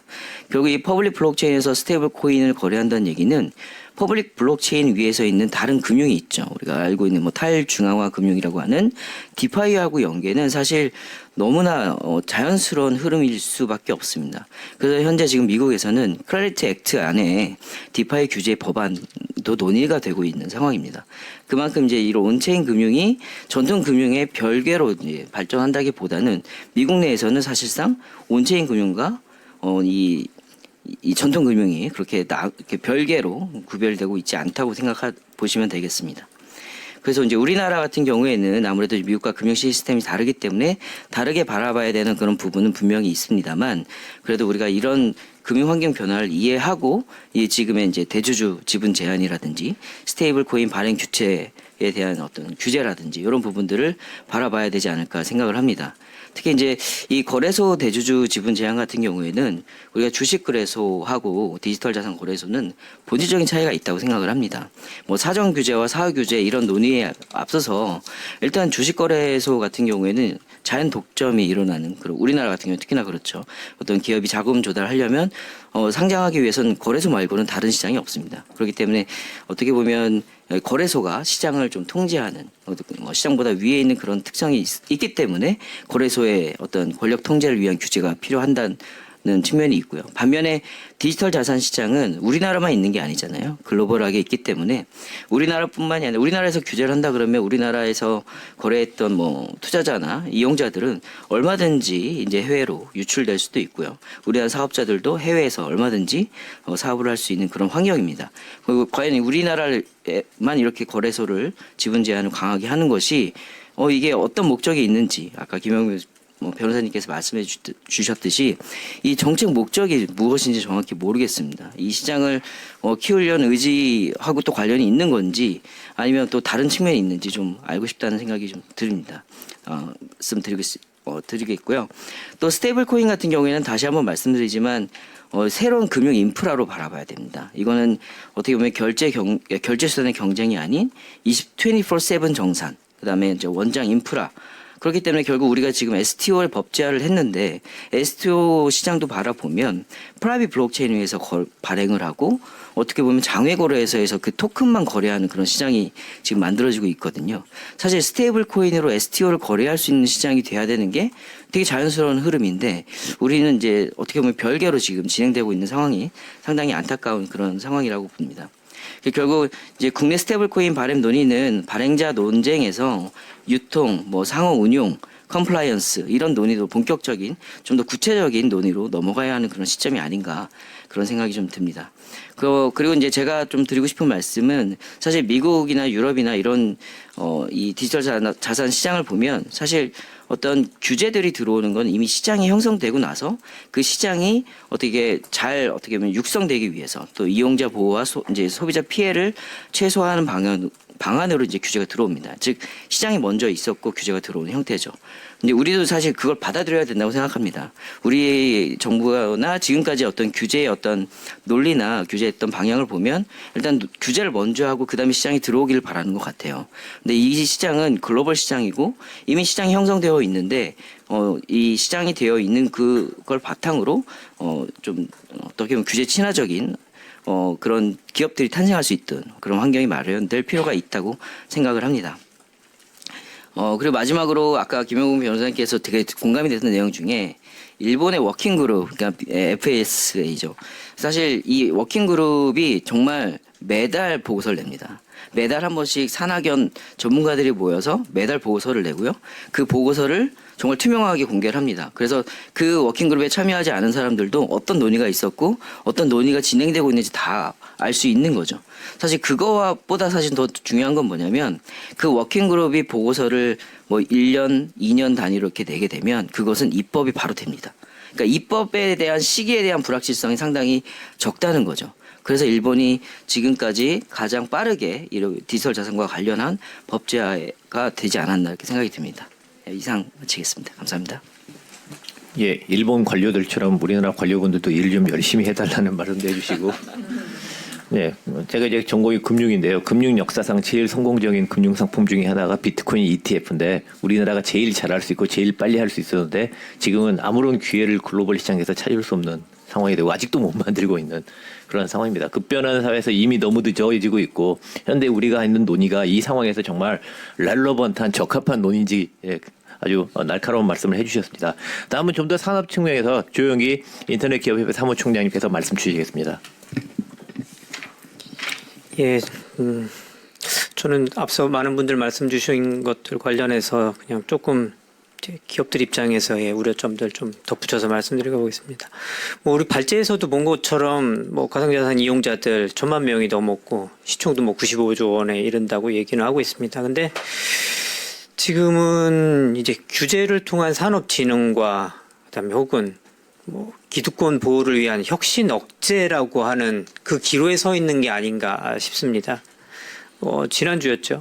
미국 트럼프 대통령도 이제 클래리티 법안을 굉장히 좀 지원을 하면서 말씀하셨던 부분이 기존 은행권의 수수료 카르텔을 깨고 기술 기업의 문을 열어주는 그런 클래리티 법안이 어떤 좀 상징적인 변곡점으로 이렇게 평가가 되고 있는데 저는 그러니까 정부가 추진 중인 어떤 지금 현재에 있어서의 저희 아무도 본 사람들이 없습니다.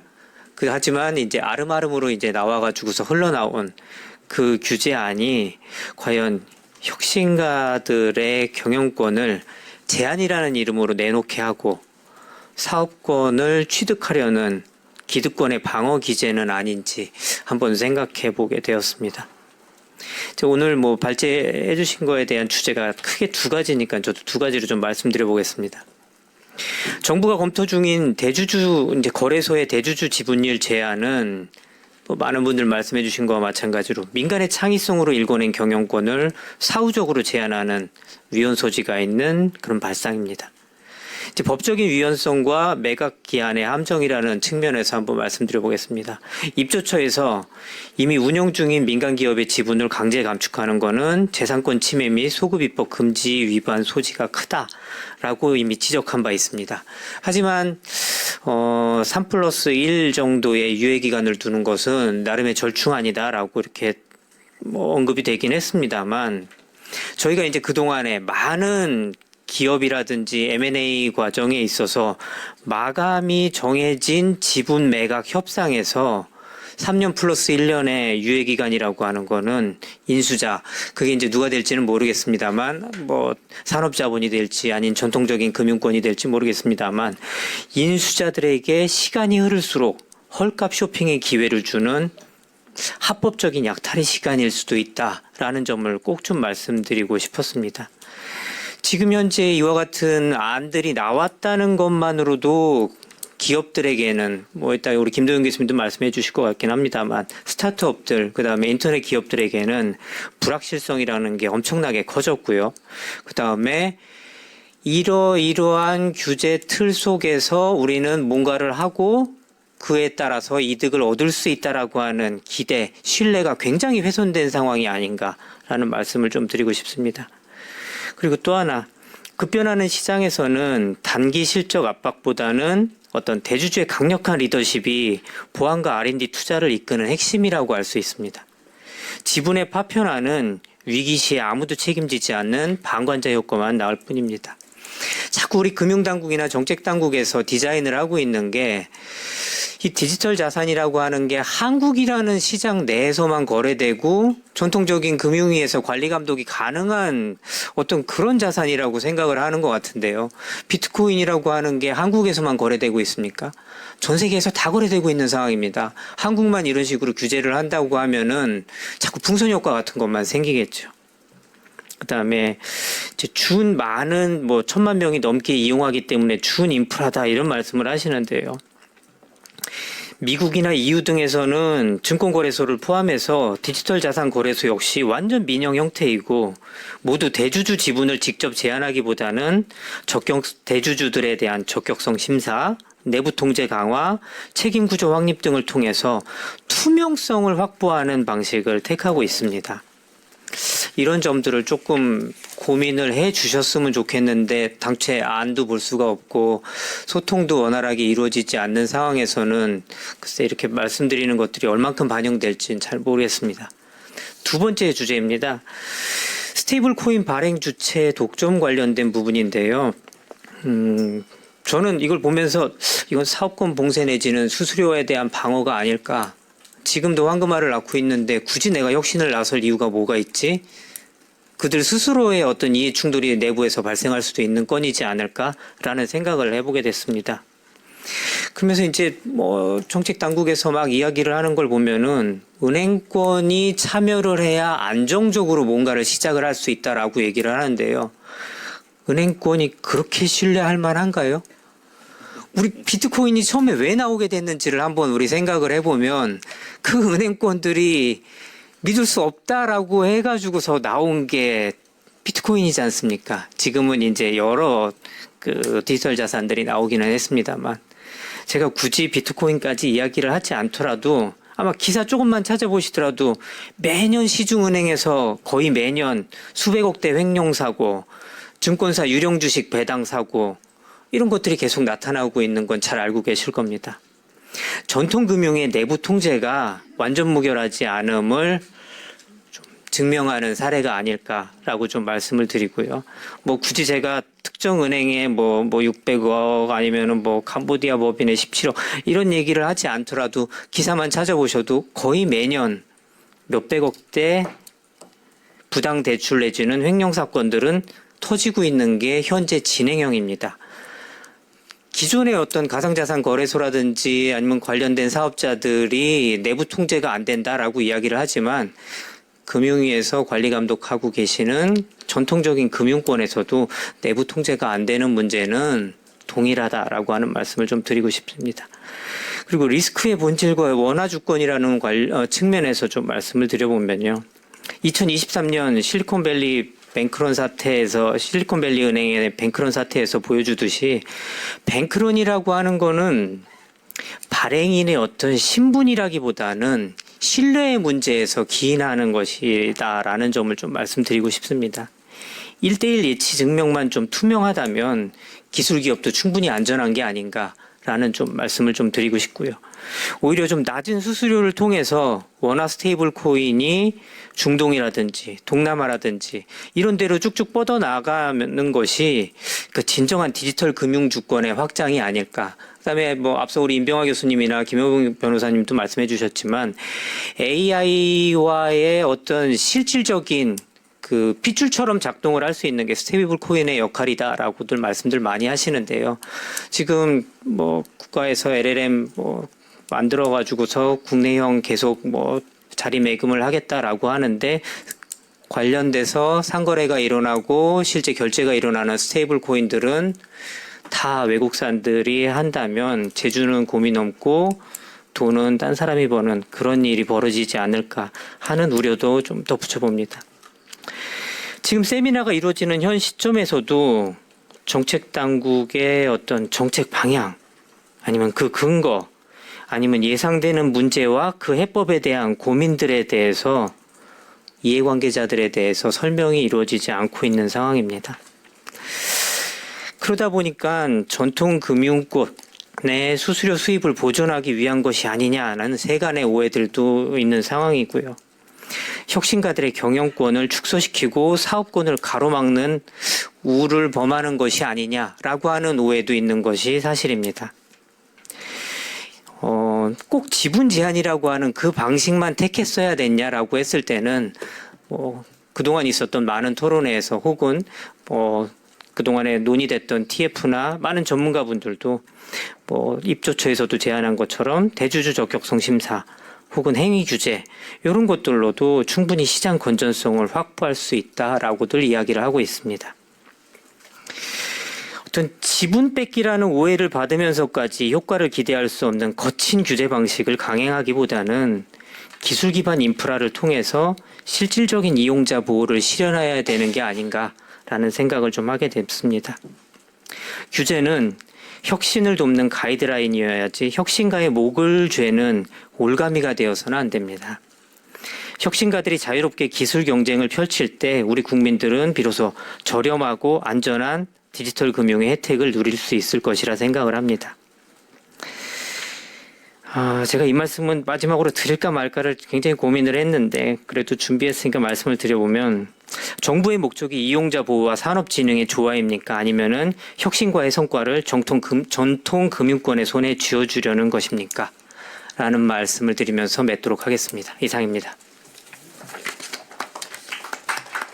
사무총장님께서 굉장히 무거운 말씀으로 말을 마쳐주셨습니다. 다음은 국민대 경영대학교 학장님이신 김도현 교수님께서 말씀 주시겠습니다.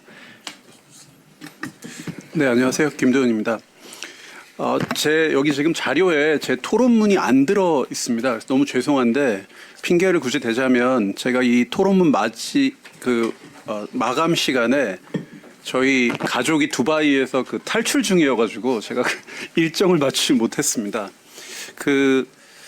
이제 UAE가 그래서 앞으로 이제 쉽지 않을 거야 이런 얘기 하시는 분들도 좀 있는데 사실은 UAE의 가상자산에 관련된 규제를 우리가 좀 지켜볼 필요도 있다는 생각을 합니다. 아까 김효봉 변호사님께서 우리는 그리고 저 임병학 교수님도 말씀 주셨고 우리가 도대체 어떤 미래를 그리고 있는 건지 로드맵을 잘 알 수가 없다 이런 말씀을 주셨는데 UAE는 벌써 10년 전부터 자신들이 뭘 향해서 나가는지 계속해서 로드맵을 발표하고 있고 규제도 로드맵에 따라서 이루어지고 있는 국가입니다. 그래서 가상자산 측면에서는 어떻게 보면 우리가 저길 따라가기가 참 쉽지 않겠다 그런 생각도 좀 했습니다. 저는 지금 이루어지고 있는 규제에 대해서 제일 잘 모르겠는 게 우리가 머리가 아픈 줄은 알겠는데 그럼 이제 머리가 아프다 이런 얘기는 다 모두 공감을 하면 근데 갑자기 수술을 팔에다 합시다 이런 얘기를 하고 있는 것처럼 보입니다. 그러니까 이게 지금 여러 가지 문제가 있다는 얘기는 공감을 하는데 그게 대안의 방향이 지금 이거여야 되는 이유를 잘 모르겠습니다. 그러니까 지금 예를 들면 우리가 모니터링을 잘 해야 된다거나 안정성 소비자 보호를 해야 된다 이런 얘기는 모두가 공감하는데 그게 왜 답이 이런 형태로 나타나야 되는지 경영학적인 연구들 측면에서는 거의 실증적인 자료를 찾기가 매우 어렵습니다. 앞에서 전성민 교수님도 발표를 해주셨지만 소유를 분산하면 혁신이 잘 일어나고 모니터링이 잘 되냐 의사결정도 잘 되냐 이런 연구들이 근거가 거의 없습니다. 따라서 이게 문제에 대해서 공감하는데 결과는 왜 이 길로 갔는지 잘 알 수가 없는 그런 좀 희한한 상황에 지금 놓여 있어서 당황스럽습니다. 사실은 거래소를 지분을 분산시키면 모니터링이 잘 되냐 이런 연구는 잘 없습니다. 오히려 반대로 가는 연구들만 좀 있어서 굉장히 좀 난감한 기분이 들고요. 이제 위헌 이런 거는 제가 전문가가 아니지만 그거는 이미 또 법조계에서도 대체로 비슷한 말씀을 하는 것 같습니다.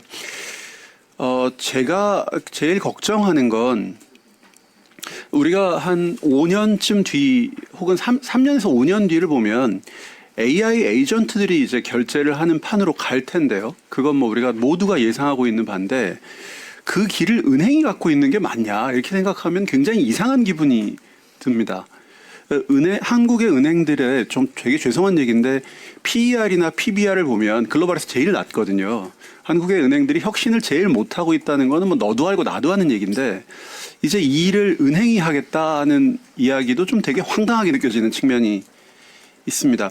결국 지금 추진하는 규제가 이루어지면 은행은 그 실명 계좌 수수료도 받고요, 지분 배당도 받고, 이제 스테이블 코인 수수료도 받고, 뭐 이런 아주 행복한 상황이 되겠지만, 이게 해외에서 일어나는 일들을 잘 따라갈 거라고 믿어지기는 어렵습니다. 그래서 제가 이제 뭐 긴 얘기는 앞에 이미 자료들도 많이 있고, 또 우리 그 강영구 교수님의 토론 자료에도 제가 하려는 얘기가 거의 제 얘기가 부분집합처럼 되어 있어서, 좌장이 이렇게 길게 자료를 쓰는 건 처음 봤습니다. 근데 그래서 제가 이제 요약만 좀 말씀드리면, 우선 이 연구 측면에서 우리가 지금 주장이 근거가 있다고 보기 매우 어렵다, 그 말씀을 좀 드리고 싶고요. 그 다음에 산업적인 측면에서 보면 AI를 기반으로 한 크립토 거래라고 하는 우리가 판을 보고 있는데, 지금 이루어지는 일이 그것에 전혀 정합성이 없어 보인다, 이런 걱정이 매우 듭니다. 그리고 제가 스타트업 얼라이언스라고 하는 기관의 이사장을 하고 있습니다. 스타트업 얼라이언스는 이제 여기 계신 분들 아시는 분도 계시겠습니다만, 스타트업 생태계를 옹호하는 기관입니다. 제가 이제 10년 넘게 스타트업 생태계에 관련된 일을 해오고 있는데, 저희가 아픈 경험이 몇 개 있습니다. 타다 뭐 누구나 잘 아는 일이고요. 최근에 루센트 블록도 있었고요. 그 모든 일들이 스타트업 생태계에 주는 메시지는 비교적 분명합니다. 스타트업들 창업은 열심히 하시고 적당히 성장하는 건 괜찮다. 근데 너네들은 굉장히 커지면 이제 정부한테 혼 좀 나봐라. 이게 우리가 일관되게 지금 10몇 년째 경험하고 있는 일입니다. 아주 커지지는 말아라. 적당히 커져서 적당히 돈 버는 건 봐줄 텐데 산업을 뒤흔드는 일은 하지 마라. 그거는 정부의 규제 안으로 들어와야 되고 기존의 사업자들 밑으로 들어와야 된다. 이런 메시지를 우리가 각각의 산업에서 계속 주고 있습니다. 지금 이번에도 또 주고 있는 셈입니다. 가상자산 거래 이거 아무도 관심 없고 맨날 무슨 유흥업이라고 욕먹고 게임하는 거냐 이렇게 욕먹다가 이제 커졌더니 굉장히 훌륭한 일이니까 이제 은행 밑으로 들어오세요. 지금부터는 아마 이 만들어진 거래소엔 금융위분들이 분명히 가실 거고, 우리가 잘 아는 바와 마찬가지로. 그러니까 그런 메시지를 줍니다. 그래서 우리가 거대한 불확실성이나 위험을 감수하더라도 그 성과를 충분히 공유하는 것은, 향유하는 것은 한국에서는 안 된다. 라는 메시지를 지금 주는 중입니다. 수많은 스타트업들이 최근에 플립해서 미국 가야지 이렇게 얘기하고 있는 이유에는 이런 반복적인 메시지와 학습 경험이 있습니다. 이게 위험을 크게 떠안으면 안 된다는 뜻이 됩니다. 이제 매우 좀 슬프게 생각합니다. 그리고 이게 물론 선례가 없다고 반드시 나쁜 일은 아니지만 글로벌 어디에서도 이런 모델을 볼 수가 없습니다. 매우 독특한 한국적인 모델을 만들고 계신 중인데, 이게 그만한 충분한 그 생각 위에서 나온 것인가 저는 잘 모르겠습니다. 네. 예, 다음은 일단 유혁선 교수님 말씀까지 듣고 다음에 이제 의원님들, 기자분들 질문과 토론이 이어지도록 하겠습니다. 유혁선 교수님께서는 현재 한국지급결제학회 회장님이시며 박사가 2개십니다. 법에도 박사가 있고 금융에도 박사가 있고 게다가 증권사 대표도 하신 딱 토론자로 최적이신데요. 유혁선 교수님 모시겠습니다. 발언 빨리 해주시고 기자님들이 이제 질문 오시면 그때 또 답변을 해주실 것 같습니다. 네, 마지막 토론할 때는 시간을 최대한 당겨서 시간을 잘 지키는 게 제 일이니까 토론문 있으니까 토론문을 읽지는 않겠습니다. 딱 2가지 좀 말씀드리고 싶은데요. 이게 지금 현재 금융의 미래는 뭘로 바뀌느냐. 결국 AI와 블록체인 기술에 의해서 금융의 미래가 바뀌는 거거든요. 지금 전통적인 금융 시스템을 계속 인프라를 계속 그 안에서 모든 의사결정을 하려고 하면 우리는 이제 그 기술을 받아들이지 못하는 그런 시스템으로 갈 거다라는 불안감이 좀 있습니다. 특히나 우리가 AI 시대를 조망하면서 굉장히 열심히 노력을 하고 있는데 잘해야 격차 있는 3등이거든요. 근데 우리가 블록체인과 관련돼서는 우리가 잘하면 소프트웨어 산업으로 육성하면 우리가 1등도 할 수 있는 또 다른 삼성전자를 만들 수 있는 전 산업이라고 생각을 하거든요.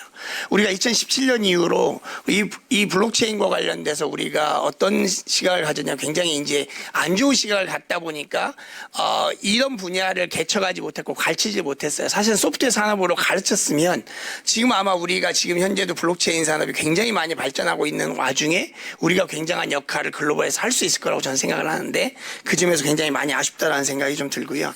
앞서서 많은 말씀 주셨으니까 중복되는 말씀을 좀 생략하고 결국은 이 디지털 자산은 뭐냐? 결국은 이게 국경을 초월하는 완전 경쟁 시장이거든요. 이게 예를 들면 우리가 지금 거래소 같은 경우 삼성전자 우리나라만 거래 상장하는 거잖아요. 근데 얘는 어디든지 상장을 할 수 있어요. 우리가 ICO 만약에 만든다면 결국은 ICO를 허락한다는 얘기는 뭐냐면 좋은 프로젝트를 각 거래소별로 오히려 경쟁적으로 유치하는 작업이거든요. 그 유치할 때 어떻게 해야 되냐? 듀딜런스 책임을 지게 해야 돼요. 오히려 거래소들이 다 똑같은 상품들을 막 거래하는데 오히려 듀딜런스 책임을 정확히 지게끔 하고 오히려 그렇게 해야 되는 거지. 얘를 자꾸 공공의 인프라로 자꾸 보게 되면 오히려 더 문제가 전 생긴다고 보거든요. 그래서 오히려 거래소들이 어떤 상품을 내가 라인업 할 거야라고 하는 거에 대한 책임을 지게끔 하는 게이트키퍼 역할을 할 수 있게끔 오히려 만드는 게 더 중요하다. 그런 면에서 보면 어떻게 보면 전 세계에 만들어지는 펀드를 각각의 증권사들이 어떤 상품을 고객한테 딜리버리 할 거야라고 선택하는 것 같은 맥락이거든요. 그런 맥락에서 우리가 과연 이런 글로벌 정합성도 없는 지분 규제 방식이 과연 옳은 건지에 대한 고민은 좀 필요하다라고 말씀을 드리고 싶고요. 또 한 가지 앞서서 말씀드린 것처럼 스테이블 코인과 관련해서도 스테이블 코인이 왜 필요하냐? 지금 아까 그 프로젝트 크립토 얘기를 하셨는데 미국에서 결국은 프로젝트 크립토가 뭐냐면 앞으로 모든 자본시장 다 온체인으로 할 거야 이 말이거든요. 그 말이 무슨 얘기냐면 리얼 월드에서 만들어지는 권리가 생성되고 저장되거든요. 그거를 갖다가 지금 현재는 리얼 월드에서 이전을 하고 결제를 했어요. 근데 그거를 온체인으로 넘겨서 리얼 월드에서 만들어지고 생성되고 저장된 권리를 이전은 온체인에서 하겠다는 거거든요. 근데 이 온체인에서 할 때 온체인에서 이걸 결제할 수 있는 통화가 있느냐 없느냐는 엄청 중요한 거거든요. 그게 원화 스테이블 코인이 돼야 돼요. 그게 안 되면 어떤 일이 생기냐?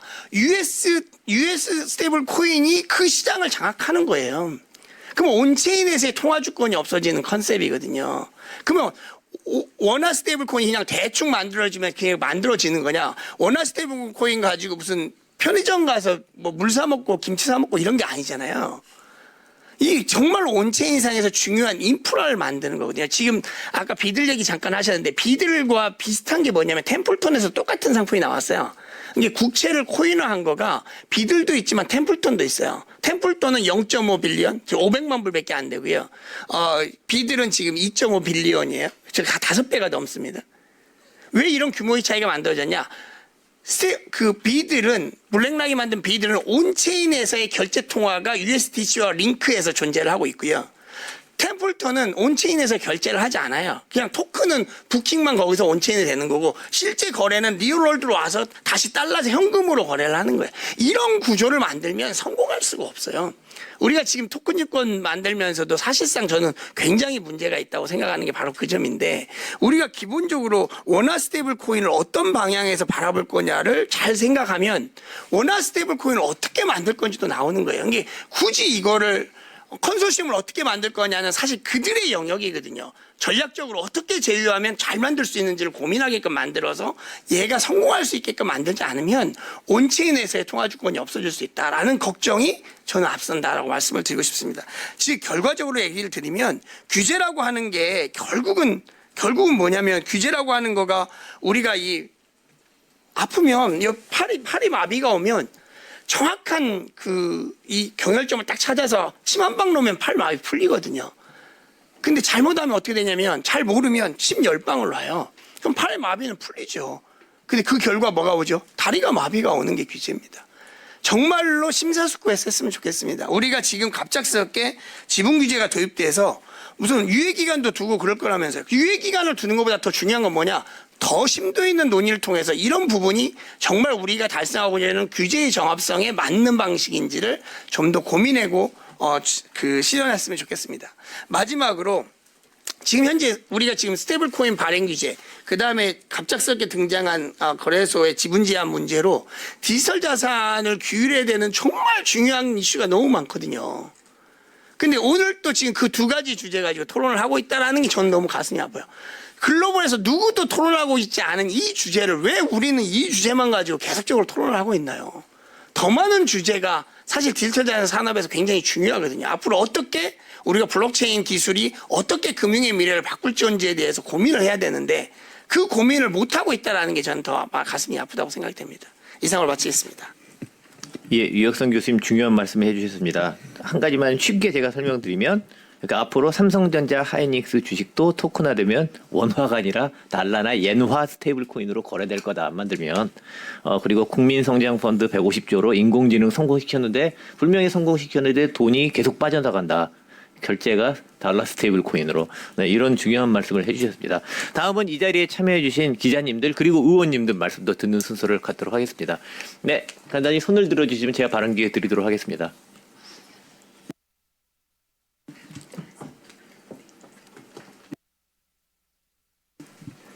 예, 김은혜 의원님 혹시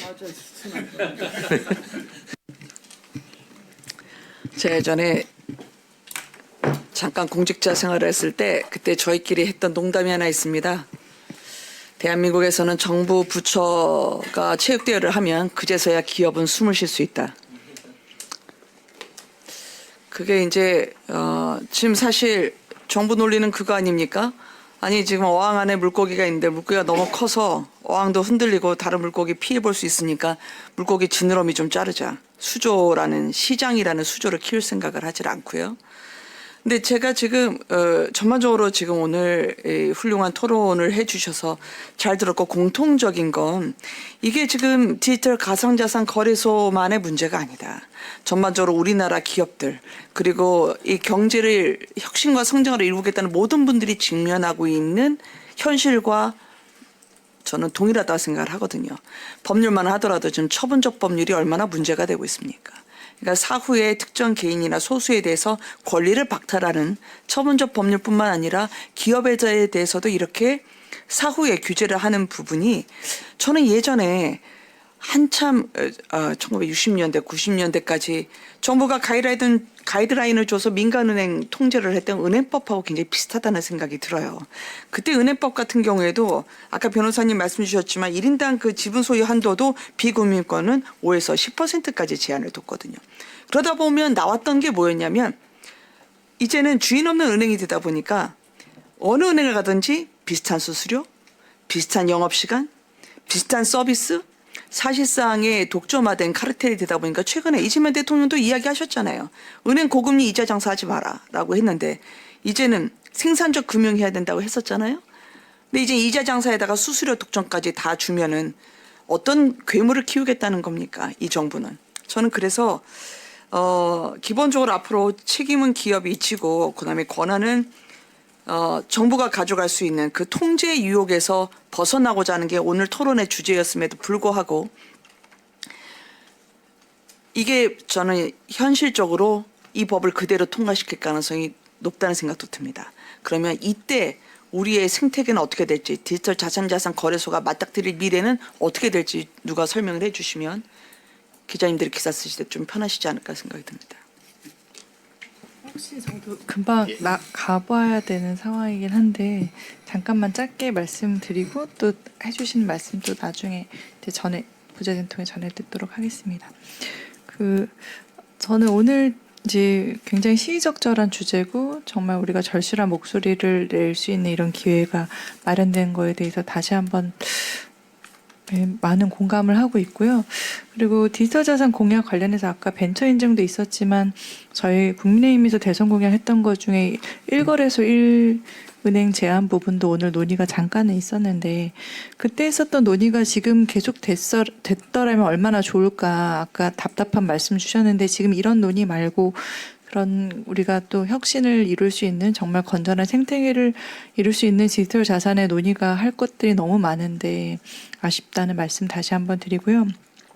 저는 이제 이번에 이제 필리버스터에 대해서 상법 개정안 필리버스터를 제가 첫 필리버스터로 했었는데 그때도 같은 얘기가 나왔었던 것 같습니다. 만약에 우리 기업이 투기자본의 놀이터로 된다면 어떻게 될 것인가에 대한 논의가 더 신중함의 입법을 위해서 필요하다라는 것들을 주제로 말씀드렸는데 지금도 똑같은 우려가 또 나오는 이런 방향에 대해서 우리가 기업의 가치 또 디지털 자산 생태계의 또 어떤 지속 가능한 그런 발전을 위해서 신중함이 필요한 시기인데 이런 것들이 급속하게 입법으로 밀어붙일 때 그 피해는 고스란히 국민에게 돌아올 수밖에 없다라는 점을 다시 한번 말씀드리고 싶고요. 그리고 이제 이재명 정부에서 계속 하는 방식에 대해서도 지금 통제 경제처럼 보이는 그런 방식들이 계속 지속적으로 여러 분야에서 이루어지고 있는데 이런 것들이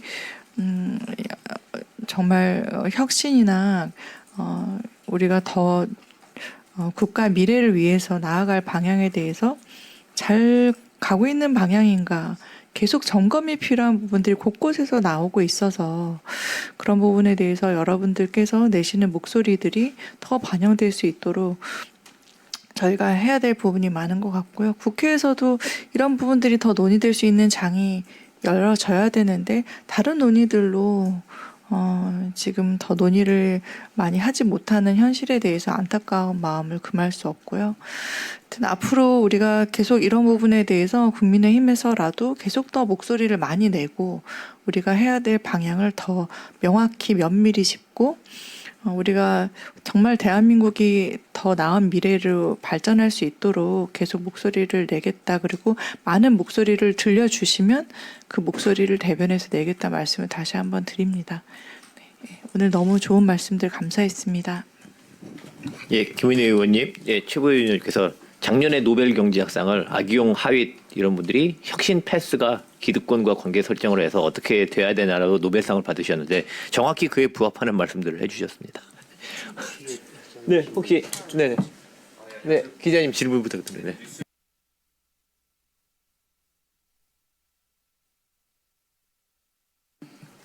혹시 또 다른 네.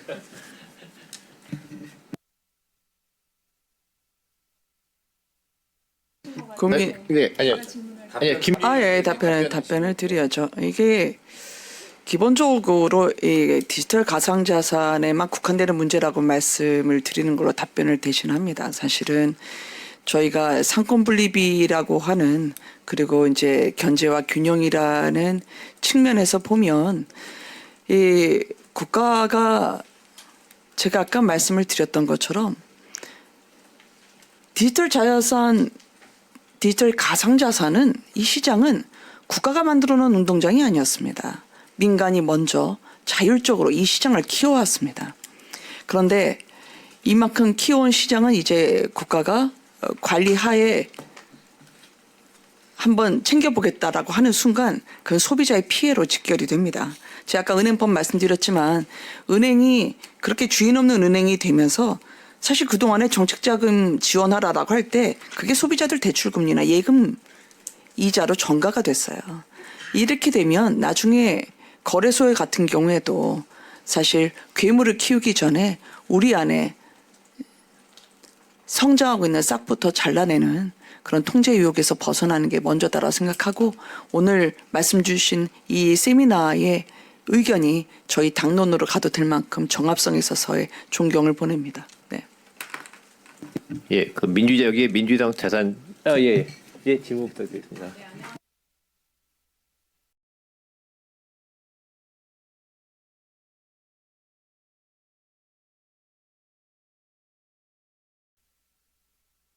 모두 발언에서도 말씀드렸지만 지금 이 논의가 되는 내용들이 사실 좀 더 정교하게 다듬어지고 입법 과정까지 이제 이런 부분들이 반영이 되는 것이 가장 중요한 부분이어서요.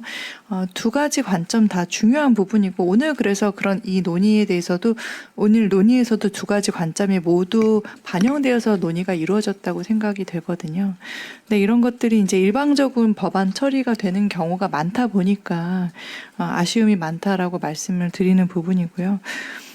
저희는 뭐 국민의힘에서는 디지털 자산 밸류업 특위에서 비공개 회의에서도 계속 입법에 관련된 내용까지도 계속 세부적으로 다뤄왔었고 또 오늘 논의 주제도 현장 간담회를 통해서 말씀을 들었던 내용들이고 제가 그때 또 백불도 했었던 걸로 기억을 하는데 이런 논의들이 계속 이어나가고 두 가지 관점 다 모두 반영된 신중한 접근이 필요하다는 말씀드립니다.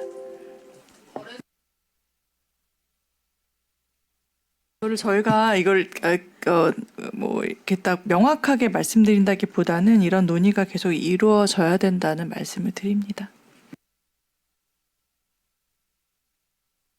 제가 이렇게 말씀을 드린다면 저는 이 가상자산과 관련해서 그동안 박민규 의원님께서 보여주셨던 소신 있는 발언과 그리고 이 시장이 건전하게 또 그러면서도 역동적으로 선정할 수 있던 방안에 했던 의견 제시했던 거에 대해서 존중하고 오늘 감사하다는 인사를 드립니다. 기자님 여쭤보시고 싶은 게 많으시겠지만 나중에 끝난 후에 또 부탁을 드리겠습니다. 예, 이상으로 존경하는 의원님들, 훌륭한 학자분들 모시고 아주 생산적인 행사가 이상으로 마치도록 하겠습니다. 감사합니다.